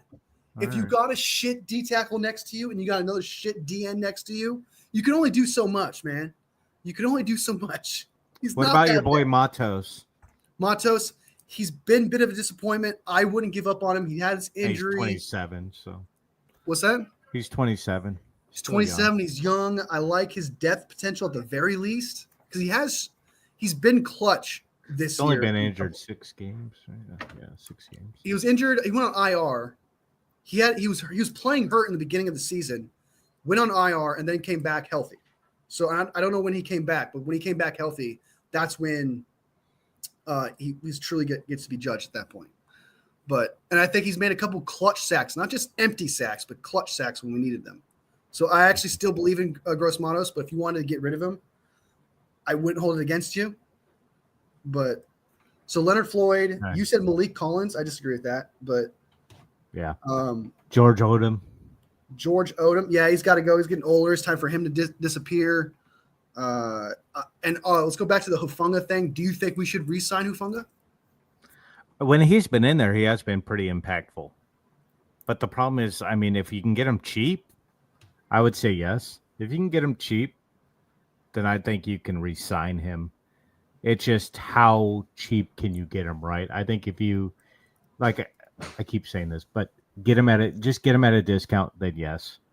I mean, as long as we're not taking a big hit on him, I would go for it because when he has been out there, you've seen his hair flying around. You've seen him on every single play. So he still does have that flash. It's just, he's a safety. He reminds me of Palomalu. You know, he's just out there on every play. Just because he got trained Palomalu, and just because he looks like Palomalu, That hair you can't see out say there he's flying Palomalu. around now. I'm not saying he's not like Palomalu. I'm just saying that hair you see flying around on every play. Like, Okay. You're involved saying in every play. I Yeah, take that yeah. back. My bad. It gives me that image. I'm just saying, like, he's out there involved in every play. But I don't know. Got some I missed think you tackles, could. but Yeah, I think you could re-sign him for pretty cheap. I think the injury situation he's had, and then I think last year he didn't play that great for what he was. I don't think he's going to demand top safety money, even though you've got Malik Mustafa and you got Jair Brown to work with. I still think if you, like you said, with the right price, if you can match the years that you have left with Malik Mustafa and Jair Brown, you could have all three of those, and I think that'd be a good combination. The only thing is you have to find – I still think this team needs to find a fast safety. They need a fast free safety. That's what they need. They got Jair Brown. I guess he's not that bad. Malik Mustafa's relatively fast, but I mean, like, you need a 4-4 guy out there. You need like a 4-3 dude out there, someone who can really cover the field. Because honestly, if you can get that super fast guy that can go from sideline to sideline, and have just a single safety up there, could you imagine Hufanga or Malik Mustafa, who's been looking like an absolute stud, and Jair Brown, if you were to put them in those nickel packages with one safety up who can cover sideline to sideline, that would be elite. I think that would be crazy. So yeah. I do agree. I think we should sign. I think if you based on the price, but if he's asking for like top 5 safety money, no. No, fuck no. No. He doesn't. Jake, great culture Jake guy Brendel. too, though. Great culture guy. Oh yeah, Jake Brendel. 110%. Isn't he like 30 4.4? Yeah, 33. 4.4 million. We'd save. I mean, go. That's another guy that we could save some money on. I mean, here's your free Toyota Tundra. Get the fuck out of here. Bye-bye. See you later. Jake Brendel, he's got to go. He saved a lot of money there. So we got Debo's got to go. Hargrave, Juice, Malik Floyd. You got Collins on there. No, I think we should keep him. Jake Collins, Malik Collins. Anybody? But we can't. We just extended him. That's not happening. Yes. And then Jake Brendel is the huge one. Draft or sign a fucking center for crying out loud. Dude's absolutely terrible. And then obviously a tackle that can play left or right, free agency or draft. I know a tackle that can play left or right. That we can get with the 10th to 14th pick. Yeah, I do know a guy that they're really underrating. Before we get to that, he plays for Arizona. Let's look through these comments first, and then we'll talk about players the 49ers should pick up, draft needs, and free agency needs. So let's look at these comments first. 49ers have $60 million cap space this season, and it carries over next season. I don't know how that works based on the sites that I look at. I don't know if they account for the carryover, but if that's the case, they would have a shit ton of money next year. They could pay me to sit on the bench. For what? Be a running backs coach? No. Juice could be on the bench. Juice could be a good coach for the running backs. That's true. I do think he'd be a good running backs coach, actually. I think he'd be a good coach. Be a good cheerleader, too. His wife would be a good cheerleader, I tell you that. I don't know why I made that comment, but I'm just saying. I get what you were saying. I just don't like the idea of giving him more money. Rewarding him after the season just doesn't seem right. He's talking about Debo. Yeah. You're not rewarding him. You're just breaking down the contract. The money's already guaranteed to get, and you're just pushing it down the line.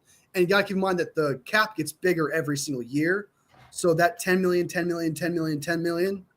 is going to technically shrink percentage-wise against the cap. So you're not giving him more money. You're just putting it down the line more. That's it. It's not giving him more cash. And I like that idea too, because again, the cap gets bigger, so the percentage gets smaller, and you don't take a huge hit next year where in 2026, where you're going to need to sign some players. This year, we're relatively lucky because the only real players we need to sign are, Hufanga, who's not going to ask for a lot of money. Banks is not going to ask for a lot of money. Purdy's like the only big guy, but I'm sure they've already accounted for that. Purdy's the biggest guy to sign. And then Greenlaw, depends on what Greenlaw wants. If Greenlaw's asking for top dollar money, what do you think of Greenlaw actually? I won't ask that question. What do you think? No, I don't think if he asks for top dollar, no. I don't think you resign him. I'm sorry to say, but like that defense when he's on the field though. When he's on the field, I love changes. No, but I love Greenlaw. I love the impact he has on the field. But you can't pay a player that can't consistently stay on the field healthy, top dollar. It doesn't work that way, and you Oh, can't dude. you can't do it. You do it, you're an idiot. So what would be like what top 10, top 15 money? Like a No. 1 year deal, prove it deal? Can you stay healthy for 16, 17 games? Yeah, if you can get them for 1 year, maybe I could see you doing that, like a 1 year prove it deal. But I mean, you try to you pay them. You pay him top 10. I mean, Jesus, dude, like you pay a guy. Yeah, He's top. important. You got to figure out a way to keep this guy on the team. He's important. I think. It's No, tough. I I mean, understand what you're saying. He's injury prone. He's got an injury you're prone tag. really you're paying a guy that much money that can't consistently stay on the field, and no, But when he's on the field, I gotta remove my love for the player and think of football here. No, you don't pay him that money. If he can get a 1 year prove it deal, yeah, you can getting pay paid him like some top money. 10 cash, 1 I wouldn't- year. No, top 15 maybe. Oh, Jesus. Yeah, So we're probably not going to have Greenlaw then, is what you're saying. probably not. Dude, he's going to go to fucking Texans and be elite next to Al Shazier, who's also crazy. So Probably not. I they're mean, going to have the if greatest he probably linebacker wants, ever. he probably won't stay healthy. But good luck. Good luck. I get rid of Debo, Juice, Hargrave, Ward, and Banks. I would, if you can keep Ward, man, I would, but I don't think you can. I think he's going to ask for too much money. Travaris Ward, yeah, we won't be able to keep him. Yeah, I'd love to be able to keep Ward. I agree. I think Ward's one of those players that, when he's out there, he has been impactful for us. So why not try? Even to with keep what him? he's gone through, I think relatively he's actually playing pretty good. Considering what he's gone through, he's still Dude's playing been- relatively good.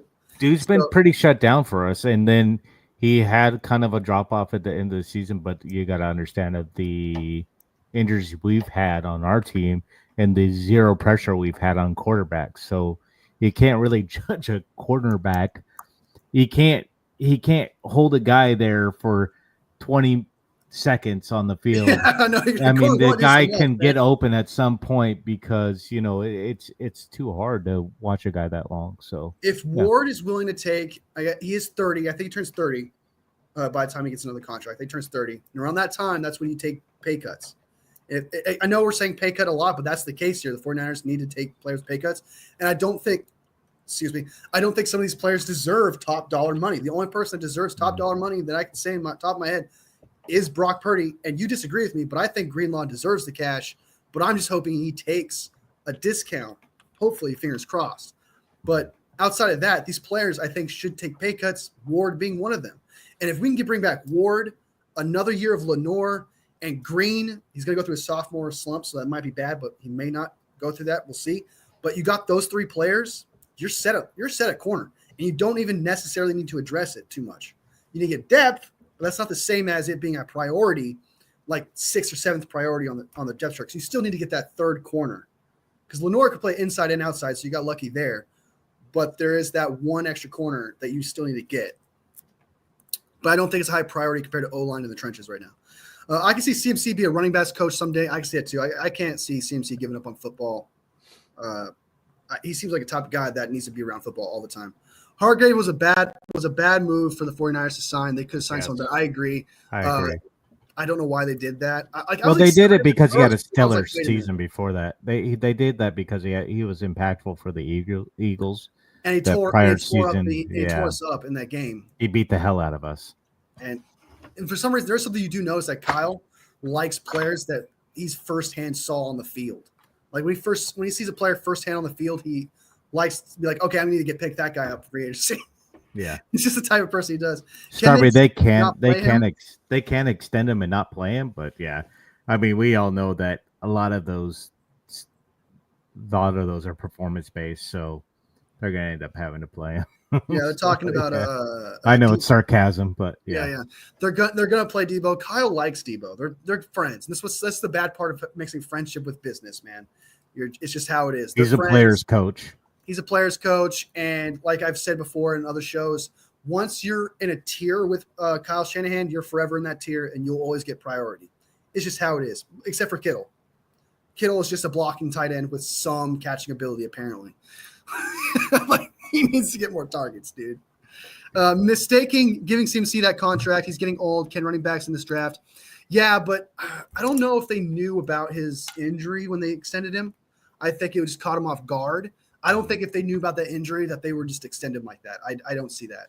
That would be a dumb move to be like, okay, he's got Achilles tendonitis, but I trust he's going to be back. Like, that would be stupid. And I for how much people want to criticize Kyle and give him shit and John Lynch, I don't think that's stupid. That'd be way too dumb. That'd be very Jets-esque. I just think it'd be dumb. Yeah, so. That'd be stupid. Yeah. There is one. I was gonna make this joke. There's one team. I know they drafted McSorley, whatever his name is, the running back, it's the wide receiver that's supposed to be like Debo. The Jets drafted him. Did you hear about how Woody Johnson apparently didn't trade for Jerry Jeudy because his matting rate was low? Yeah. And apparently his grandson. And what backs this up is that apparently his grandson helped with like draft phone calls, and they're not in draft phone calls. He also was in the locker room apparently where Aaron Rodgers was about to give a speech, but the son interrupted him and was like, actually, let's give a game ball to Garrett Wilson and I'm going to say a speech. So apparently the fucking teenager for the Jets has some kind of influence. That's fucking crazy, dude. Well, yeah, so, Aaron Rodgers anyway. So I know, I agree with that, but like the dysfunction of like, I trust my teenage son. Yeah, that team is so much in disarray. It's crazy.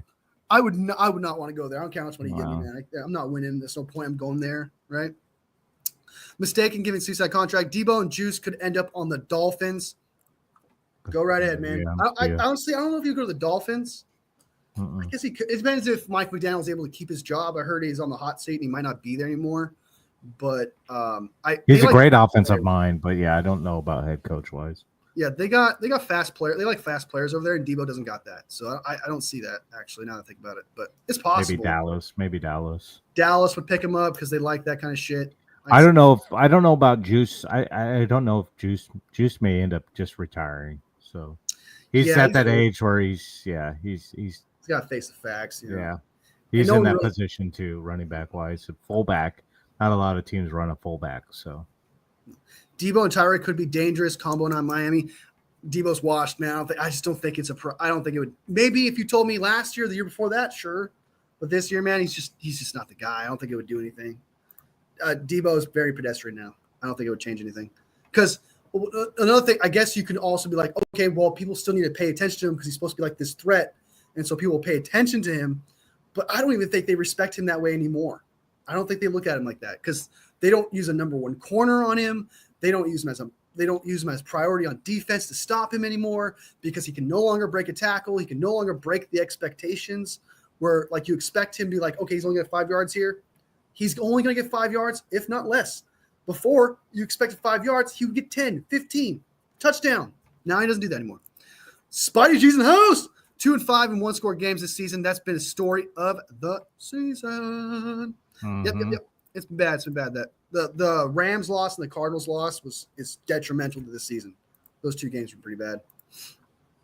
Debo can play right bench or left out for the Niners next season. Keep that bench warm he can keep that bench warm for Jake Moody. For sure. Yeah. Matthew Vader. I like that name. It's dope. I missed 2019 49ers social media. That was back when Grant Cohn and Dave Lombardi were less popular than they are now and were influencing this fan base. Like Matthew Vader likes to just really, really you don't know who these guys are, but he really likes to drill into these two dudes. I don't know who. Yeah. He really Grant Cohn is like the super negative. I'm gonna do everything in my possible power to talk shit about the 49ers. David Lombardi is I think Lombardi I've heard of him. No matter what. Yeah, David Lombardi. I don't really care about what people's opinions are. So I usually you guys gotta keep in mind that Poggy is very anti I have to force him almost to give a shit about other people's opinions. Like, hey, people like talking about this. Okay, we need to talk about this. He doesn't give a shit. Draft right tackle and center is the key. I agree with that. I think that's top priority, center and right tackle.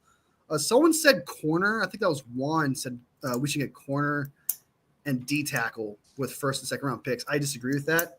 I think D tackle is a priority, but it's not top three. Like it goes to me, tackle, center, D end. Those are the top three positions, I feel like. Actually, tackle, D end, center. Sorry, I take that back. So he did more this year than Debo in only 3 games. Sorry, I'm really frustrated with Debo right now. Yeah, Debo's just. Yeah, I agree. Debo was trash this year. I was really disappointed. And I'm a Debo fan. Like, I love when Debo used to get that ball in his hand and get those yak. But, I mean, yeah, it was really disappointing. And I don't like bashing the guy. I don't like bashing players. But, yeah, I mean, he was trash this year. So. It used to be like once he gets the ball, you're like, yes, he actually caught it. So Like, watch Debo him do his just thing. the run guys over. Now it's like Debo dropped the ball. Debo caught the ball. Oh, he went down. Like, yeah. Like these fast screens they were throwing. Those were I was telling Wolfie, like, we got to stop that. They're so predictable. Like, those are the dumbest plays. Like, I think we were talking on the phone. No, we were texting each other during a game. I'm like, why are we doing these? Like, every time he does these, they're getting blown up, but yet he keeps doing them. It's like, dude, like, jet sweeps was really bad. Dude, go to the last page of your book. Go to something else because your first page isn't working and you haven't turned it yet. Like, go to something else. Did you see the play where he tackled Garendo? Yeah. Debo tackled Garendo. It's like he's even tackled his own. Yeah, we talked about that. Yeah. Like, yeah. So bad, dude. That was so frustrating. So to come back, the reason why this is about the content creators, Poggy. So let me just say this real quick. The reason why people are drinking the Kool-Aid right now is because we're having a bad season. So when that happens, people are in their emotions. Where do they got to go? They need to get their emotions vindicated. They need to have that, what's the word I'm looking for? Not admission, but there's a word for it. I can't think of it, where it like confirms your feelings towards things. So grab a tissue. They're going to gravitate towards that situation where it's like, let's listen to the guy that's going to confirm my emotions. And let's just drink the shit out of that. You need confirmation, but I would just, you need to form your own opinion, do your research, but just also remember that, like, grifting sells too. You need to look at things this season and realize that there was a lot of things out of our control, and we've been talking about it. I don't know, pretty much a lot this season, Wolfie and I. Don't go with a knee-jerk reaction. Look at it as a whole this season, that it was just a bad season for the 49ers as a whole, not one player, not one coach, as a whole. So it's what we keep saying, like, there's not many teams out there that can go to the playoffs with what's happening to the 49ers. So with that being said, I wouldn't want to see them in the playoffs. You're going to have bad situations. You're going to have bad moments. You're going to get emotional with that kind of situation. It's just, it comes with the territory, and you have, like you said, you have to sit back and it's okay in the moment to get upset because you're in the moment, you're feeling yourself, you're hoping, and then you get torn down. I understand that, but you need to come back 2 days later and be like, this is reality. This is the situation. Yeah. This was expected. What was expected of the season with everything happening was us not going to the Super Bowl, us not going to the NFC Championship. And when that happens, you're expected to lose games. You're expected to lose close games. You're expected to see players not perform very well.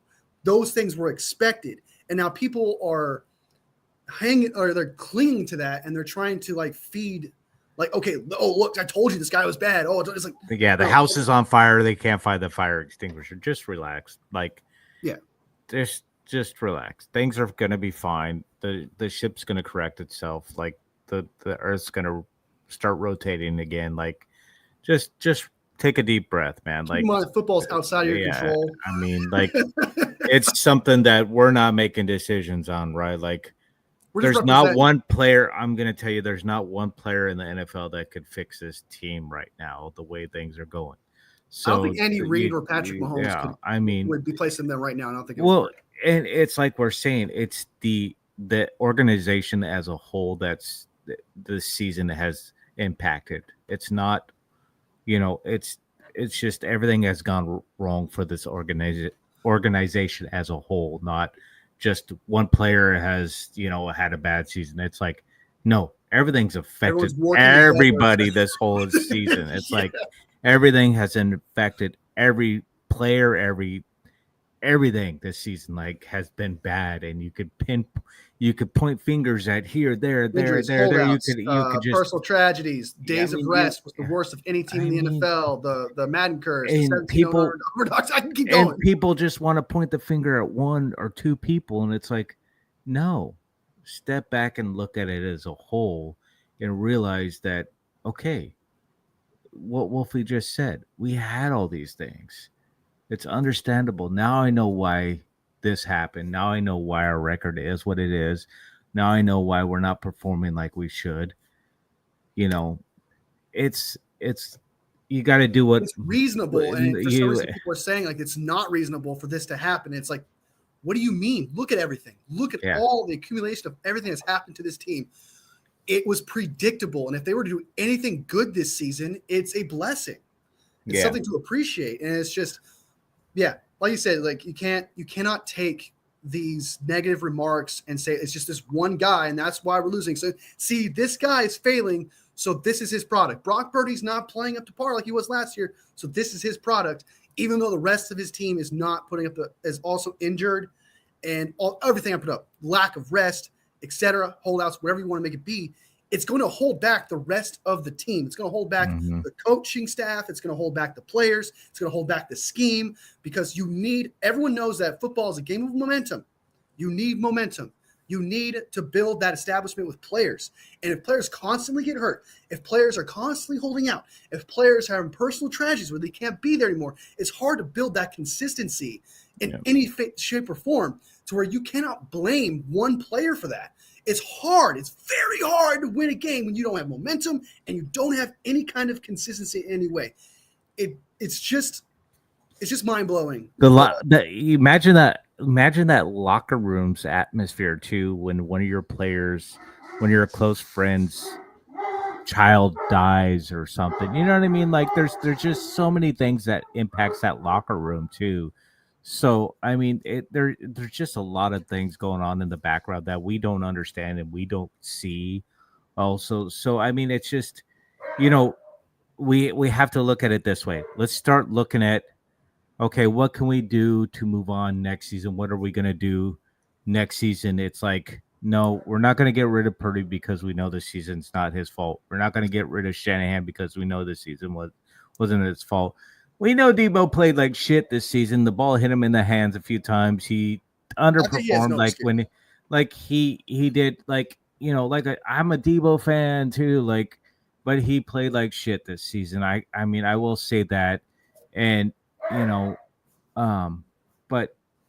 it's certain players that we you got to move. We got to move on. So players that we signed were not performing. Leonard Floyd, Hargrave, we got last year, and we Devondre signed Campbell. Leonard Floyd. We signed Leonard Floyd to be that extra guy with Bosa, so Bosa could get in there to the quarterback more, and it didn't happen. So it's we just gotta address the issues where that need to be actually addressed, and stop focusing on the areas that don't need to be addressed. The quarterback doesn't need to be addressed. I think wide receiver, we're fine. I think wide receiver, we're fine. We have depth there. Running back, I say we have depth there. Yeah, we have injuries, so you can maybe look at a guy late. I think there's plenty of guys in the draft. We can talk about that another day. Yeah. But, so I think, tight end, I think we're fine. We might need to get a guy later in free agency or draft maybe.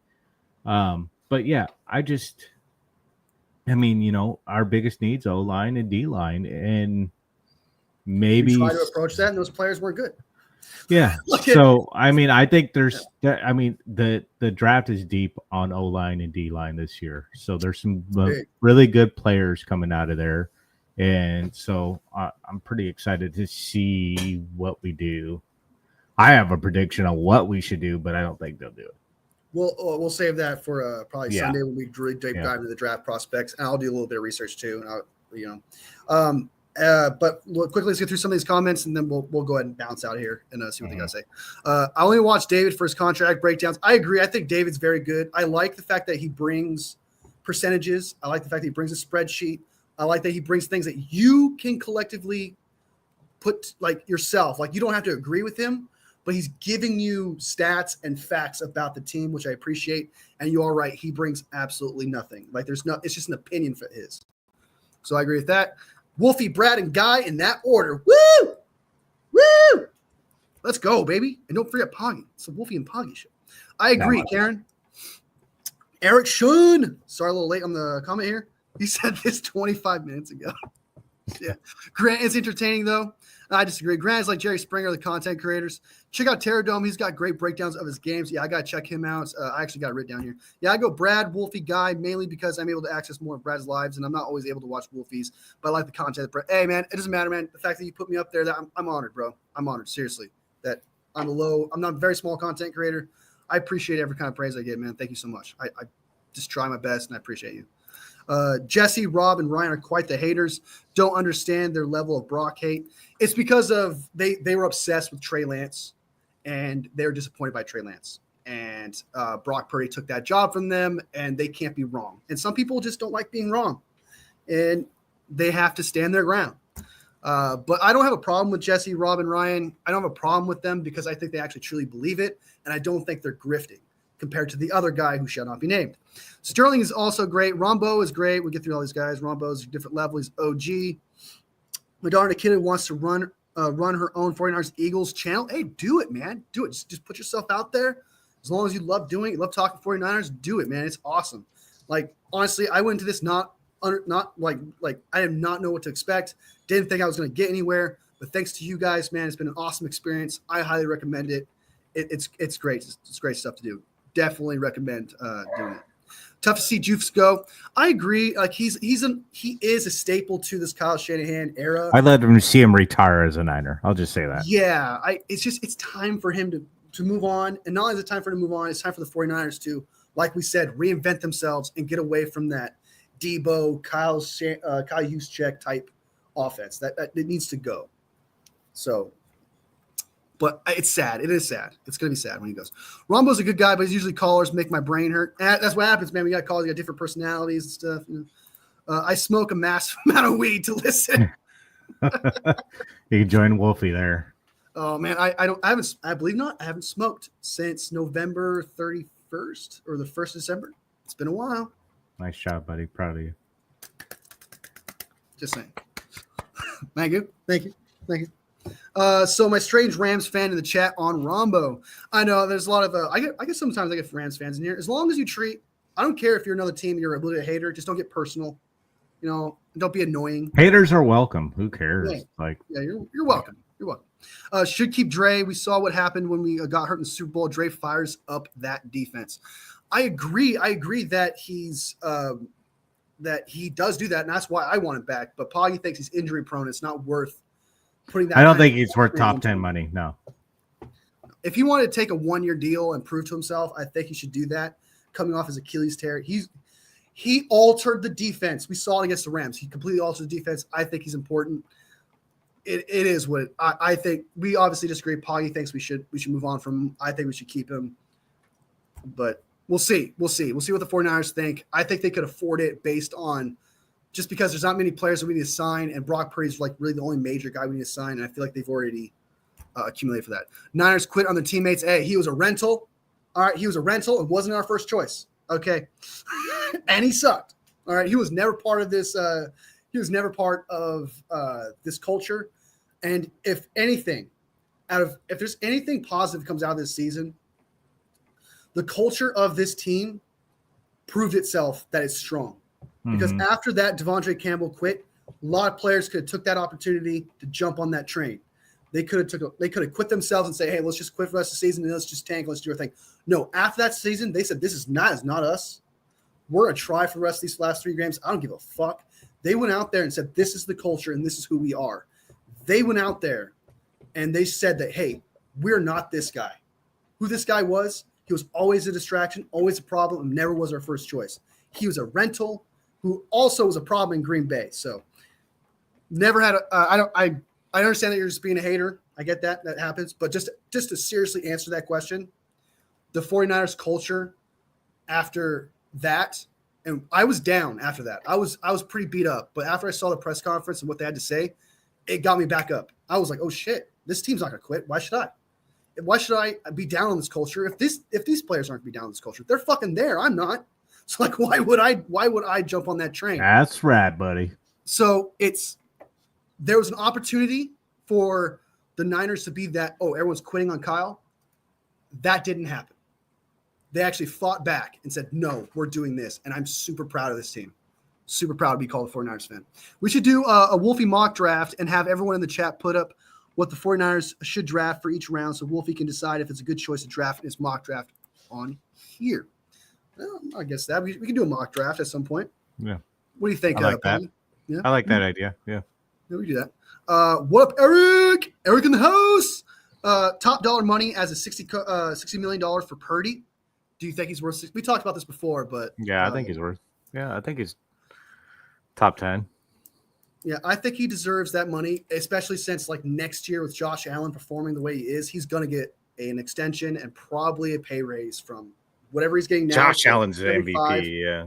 Yeah, he's going to get about 75, 80 million. So if I can get a top 10 quarterback for 60 million, franchise guy, Take it. Yeah. I'd take it.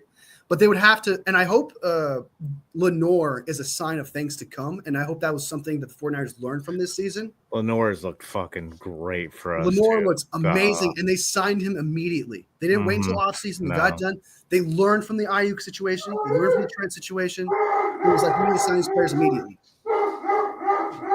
War may go somewhere else for more money. Yeah, we'll see. Chiefs again. Seems he'll be a great coach. He eats, sleeps, and breathes football. Yeah, I think so too. Kittle is good. He is good. I think he's going to be done in the next 2 years, though, and we need to draft his replacement. He could join Eric Armstead in Indianapolis. In Jags, right? Oh, Jacksonville, yeah. That's I said Colts, yeah. Yeah. Dude. Did you hear the dog barking, baby? Sorry, I just poked you in the eye. I'm sorry. Oh, you hear Lola, huh? Yeah, my dog Leia heard that shit. She's like, "Oh, dog," and she loves dogs. So I didn't mean to poke you. I'm sorry. Demo just gifted the DB room some Louis Vuitton bags. Oh, did he? We'll go outside, baby. Don't worry. Poggy, you're absolutely right. These plays suck. Whoever's calling these plays should Papa hating on fired. Shanahan. He fucking hates Shanahan, dude. He's not that bad, Papa. Come on, man. Come on. Expected Super Bowl or bust. What can be done to fix bad luck or end injuries? Bad luck just happens, man. It comes for Injuries happen too. I mean, injuries are going to happen. Yeah, down years are going to happen. There's only one finger to point at, and that's Kyle. Fuck, dude, he hates Kyle, dude. Contract holdouts, players, kids dying, shooting, massive injuries. It's not on one person. Never is. It's a team sport. Agreed. 110%, man. And to defend Kyle there, it's like if every player's getting hurt, if all these players, it's hard to build a scheme when players aren't there. It's hard to build a scheme when players can't perform that scheme like anymore, such as Debo not doing his thing. You know what I mean? So Spidey G's, that's because Kyle and John are brilliant. I think John Lynch is fantastic. That's one person I feel like you cannot bash. Bashing John Lynch is wild, Papa. That is fucking wild, dude. That's very Grant Cohn-esque. Bozo there's one person you cannot blame, and that's John Lynch. He is fan-fucking-tastic, dude. I like John Lynch, yeah. Yeah, I like John Lynch a lot. If I had to choose between Kyle and John Lynch, I'd love to see Robert Saleh back, but yeah, I would like to see Robert. I think Robert Saleh would be good too. You like him as head coach, though. I'd take him as head coach, but I mean, if we get him back as defensive coordinator, I mean, I'd love that too. Woo! Just saying, I love that too. You know, hey, we got an open spot potentially. Nick Sorensen, do you want to learn behind a really good defensive coordinator for a few years? We'll let you sit behind somebody that really knows what they're doing.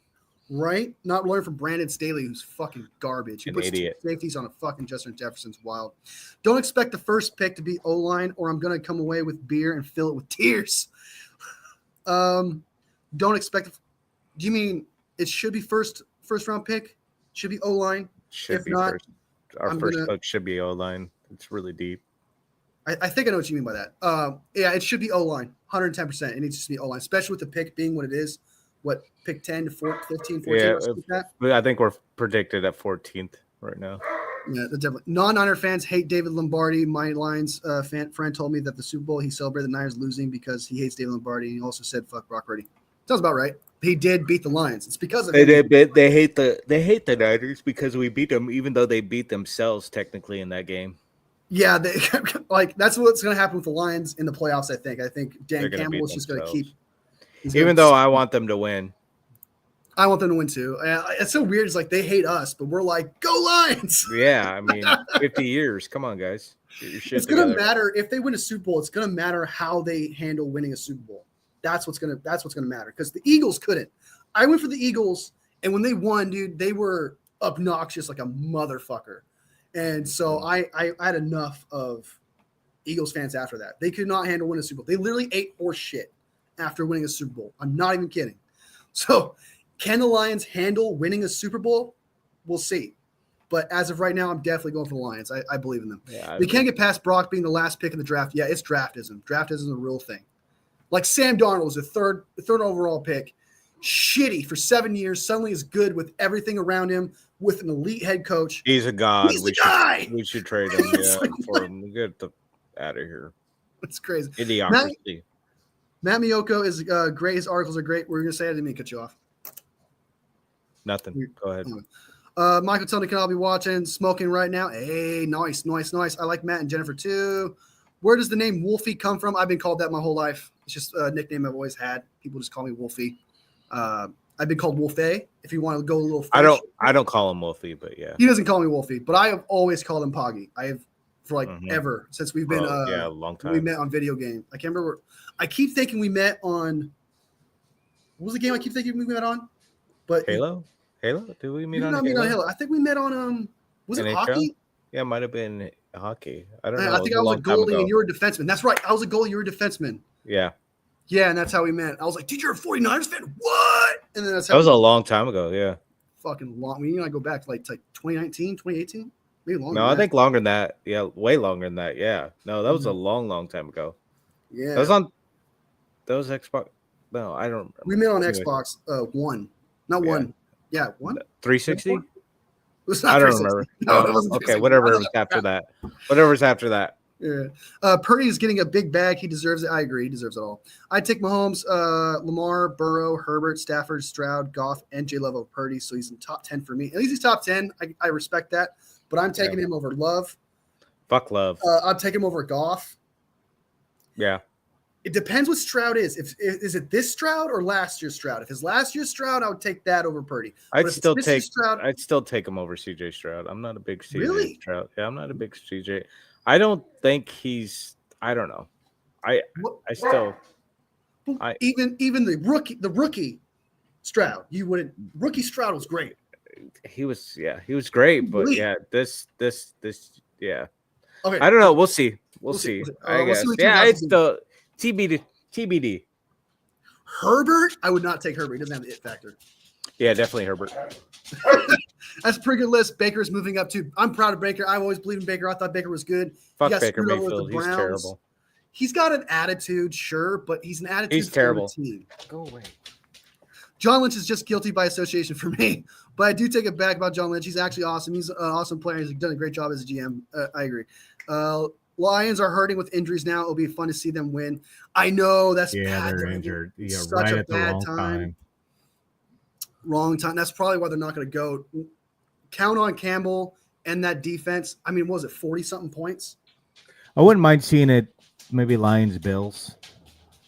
Lions Bills would be great because at least one of them would win a Super Bowl. And you'd be like rooting for them, be happy. I feel like that's everybody. I feel like everybody wants to see anybody but the Chiefs. Everybody but the Chiefs, Eagles, anyone in the playoffs. Yeah, Vikings, I wouldn't mind, but the problem I have with the Vikings, I don't want the Vikings to go now because then it's going to be Sam Darnold. That's exactly what I was about to say, dude. I was like, everyone's going to be like Sam Darnold. See, he can win a Super Bowl. I know it's the only reason why I don't want to see that shit.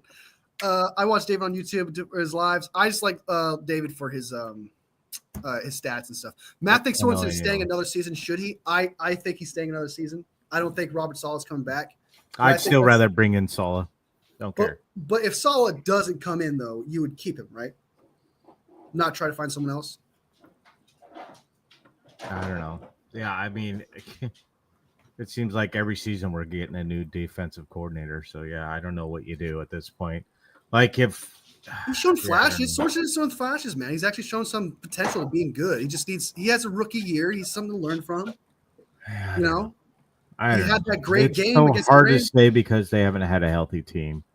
So yeah, I guess like we said, you can't really judge the coaching staff out this season, though. I didn't like the scheme we ran, so it's there's a lot to digest, I guess. Still, on Yeah, him. we'll see what he really is like next year, but I do think we're going to keep him, and I think we should keep him. I think we As will. long as we are not, if we can't get Robert Saleh, I don't see the point of trying to find someone else when you got someone you can groom from the ground up, who has shown flash of being somewhat good. I mean, he did have that game against the Rams. That's pretty good. It's a pretty good game in my opinion. Then again, yeah, it's like it's a Rams. Goff never. Dude is a statue in the pocket. Yeah, I don't believe Goff either. I don't think Goff's top 10. No, not at all. Yeah, not Baker either. Strawberry watched Baker launch it. He has a great arm. He does have a fantastic arm. I like Baker, man. It's so crazy. I don't like Baker. I thought you would like him. No, I don't think he's very good. All right, let's get to these last two comments and then we'll bounce. Sorry for everyone else who commented. I apologize, but we've been live for 2 hours, and I think Poggy's got things to do. So, last two comments here. Spidey, I'm not taking him over Goff. He's 12-2 right now and playing elite. NFL is what you have you done in the lately league. And if Dan Campbell doesn't go for it on fourth down, Goff may have been better last year. He kicked an onside kick with like double-digit time left, down 10 points. You know what? They lost by literally a touchdown, the touchdown they gave up. So it's like, that was stupid. Some people said, oh, well, the defense wasn't stopping them. Well, clearly they did at some point because they caught up and they lost by 6 points. So at some point they did. It cost them. All right, here's the last comment. I would root for Chiefs over Eagles. I really hate the Eagles. Those fans don't deserve I can't stand either. I don't like either. So if you had to pick one, though. Eagles aren't going to go, so I already know that. I think the Chiefs are going to win it, but I don't think Chiefs are going to win it. Do you want that to happen, or you're saying they're just not going to? I don't think they're going to win. No, I don't think they're that good this season. They were worse last year, and they won a Super Bowl. I think their defense has been what's been holding them really in these games. But I think Buffalo's better. I think there's a few teams that might sneak in and beat them that are veteran teams. So AFC's got a lot of good veteran teams that could still sneak in and beat them. I feel like Pittsburgh is one of those teams. Maybe a team like, Baltimore. Pittsburgh does this every year, though, dude. They do this every year. They look great. They look like they're going to fall off. Yeah, and they fucking fall off. They do it This is no different. What they're doing now is no different. Baltimore might be a sneaky team that beats them, but I think Lamar can't trust him. Yeah, I know, but I still think they might end up beating them. And Josh Allen's the only one. The Bills. Maybe Houston beats them. Houston's have the issues right now, though, dude. Yeah, they have some problems. They might beat them. Maybe I think the Bills are the only threat to the Chiefs right now. Yeah, I really hope they beat them. I'm just saying. It's hard to build a defense in the NFL in just 1 year. I agree. That's why I think we should bring him back. He's a rookie defensive coordinator. Papa J, stop problems. with the hate on Shanahan and nothing on Swerson. Jesus. Get some backbone. Damn, dude. Papa, you're entitled to your opinion, man. I understand where the hate's coming from. I truly do. It's okay. We're just giving you shit, man. If you want, don't listen to him, Papa. Disappointed in you. Disappointed in you. Papa, we still love you, man. You're a good guy. Don't worry about it, man. We still love you. All right. Let's go ahead and bounce out of here. I'm sorry, guys. I know you guys made some comments, but we got to bounce. It's 2 hours. Poggy's got shit to do today, so we're going to bounce. Great show, though. This show is amazing. Never makes it to 2 hours. You guys make this show what it is. Thank you so much for your comments. Great conversation. I think we learned a lot today. I think we got a lot out of the way, a lot of feelings out of the way. It was a great show. So thank you, everyone from Strawberry Reacts. Thank you so much for the conversation. Papa J, you're the best mod a channel can ask for, no doubt. Karen, thank you so much. I appreciate you. Spidey's G's, I know you came late, but hey, guess what? You're still part of this, man. Thank you so much. Everyone else, who else am I missing? I gotta write these down. Like Val, OGO as always. Val, you're very consistent. I appreciate you. I always see it. Don't worry. Steve-O, you're apparently a troll, but I don't think I've ever really seen you troll. Filthy Casual, thank you so much. You're cool too as well. I appreciate your comments. Michael, I keep fucking up your name. Michael Catanzaro. How you pronounce that? Catanzaro. Cantanzaro. Thank you. Michael Chiefs, C. Thank you. Yeah, I'm just calling you Michael C. There, Michael C. Hall. Thank you so much. Chiefs again, even if you're a hater, I appreciate you supporting the channel. Eric Sean, appreciate you. Thank you so much. Let me go all the way back here. Michael, Matthew Vader. Love the name, dude. It just brings that out of me. T-Bone, thank you for so much. Sup, T-Bone, sup. Karen Hardy. Juan, as always, good to see you, Juan. Always good to see you. Thank you so much for your comment. Sam Fam Gamer. Hey, thank you so much. I appreciate you. Hey, good luck with your channel. Sam Fam Gamer has a channel, by the way, so check it out. He does edits. I think that's everybody in the house. No. Almost forgot. Scott Lagosse Jr. Thank you so much for the support, man. Same thing, you 49ers for life. Niners for life. Good to see you. Spartan Vertus. Greg Dayton, even though I don't think you're a 49ers fan, I still appreciate you coming here and supporting the channel, man. It's always, you still have a conversation. I appreciate it. And that is everyone. Thank you so much. You guys make this channel what it is. I'm going to keep saying that every single live because I truly mean that from the bottom of my heart. I have 3,500 subscribers, more than I ever thought I would have. And we're going to continue to grow. And it's because of you. Thank you so much. I appreciate it. To everybody who watches this later, if you're not sub, please sub. It helps out the channel. It helps out the channel, helps us grow. And one day we'll be monetized. And then Poggy here can retire from his job that requires him to work on Sundays. All right. And he can actually work on Sundays for fun. Yay! So if you sub away, support the channel, I appreciate it. 10,000 is the goal. That'd be fantastic. And like the live if you haven't liked the live already. Again, it puts the video out there, the channel out there, and allows everyone else to see it and has them be part of this conversation as well. And every single like makes my 49ers heart grow from here to here. All love, fam. Paul, you got last thing to say? Thank you, everybody. We appreciate y'all. Wow, it was very. Was that heartfelt? Yeah, a little scripty. Subscribe. Was that? Did that? That works. Hey, for you, that's work? actually Thank that's grand for you. When it comes for you, that's grand. So came from the heart. All love, fam. I'll see you Sunday for another Wolfie and Poggy show at 9 a.m. Pacific time. We're gonna talk draft, maybe even do a mock draft for fun. We'll see how it goes. Bang bang, Niner gang. See you Sunday. Bang bang.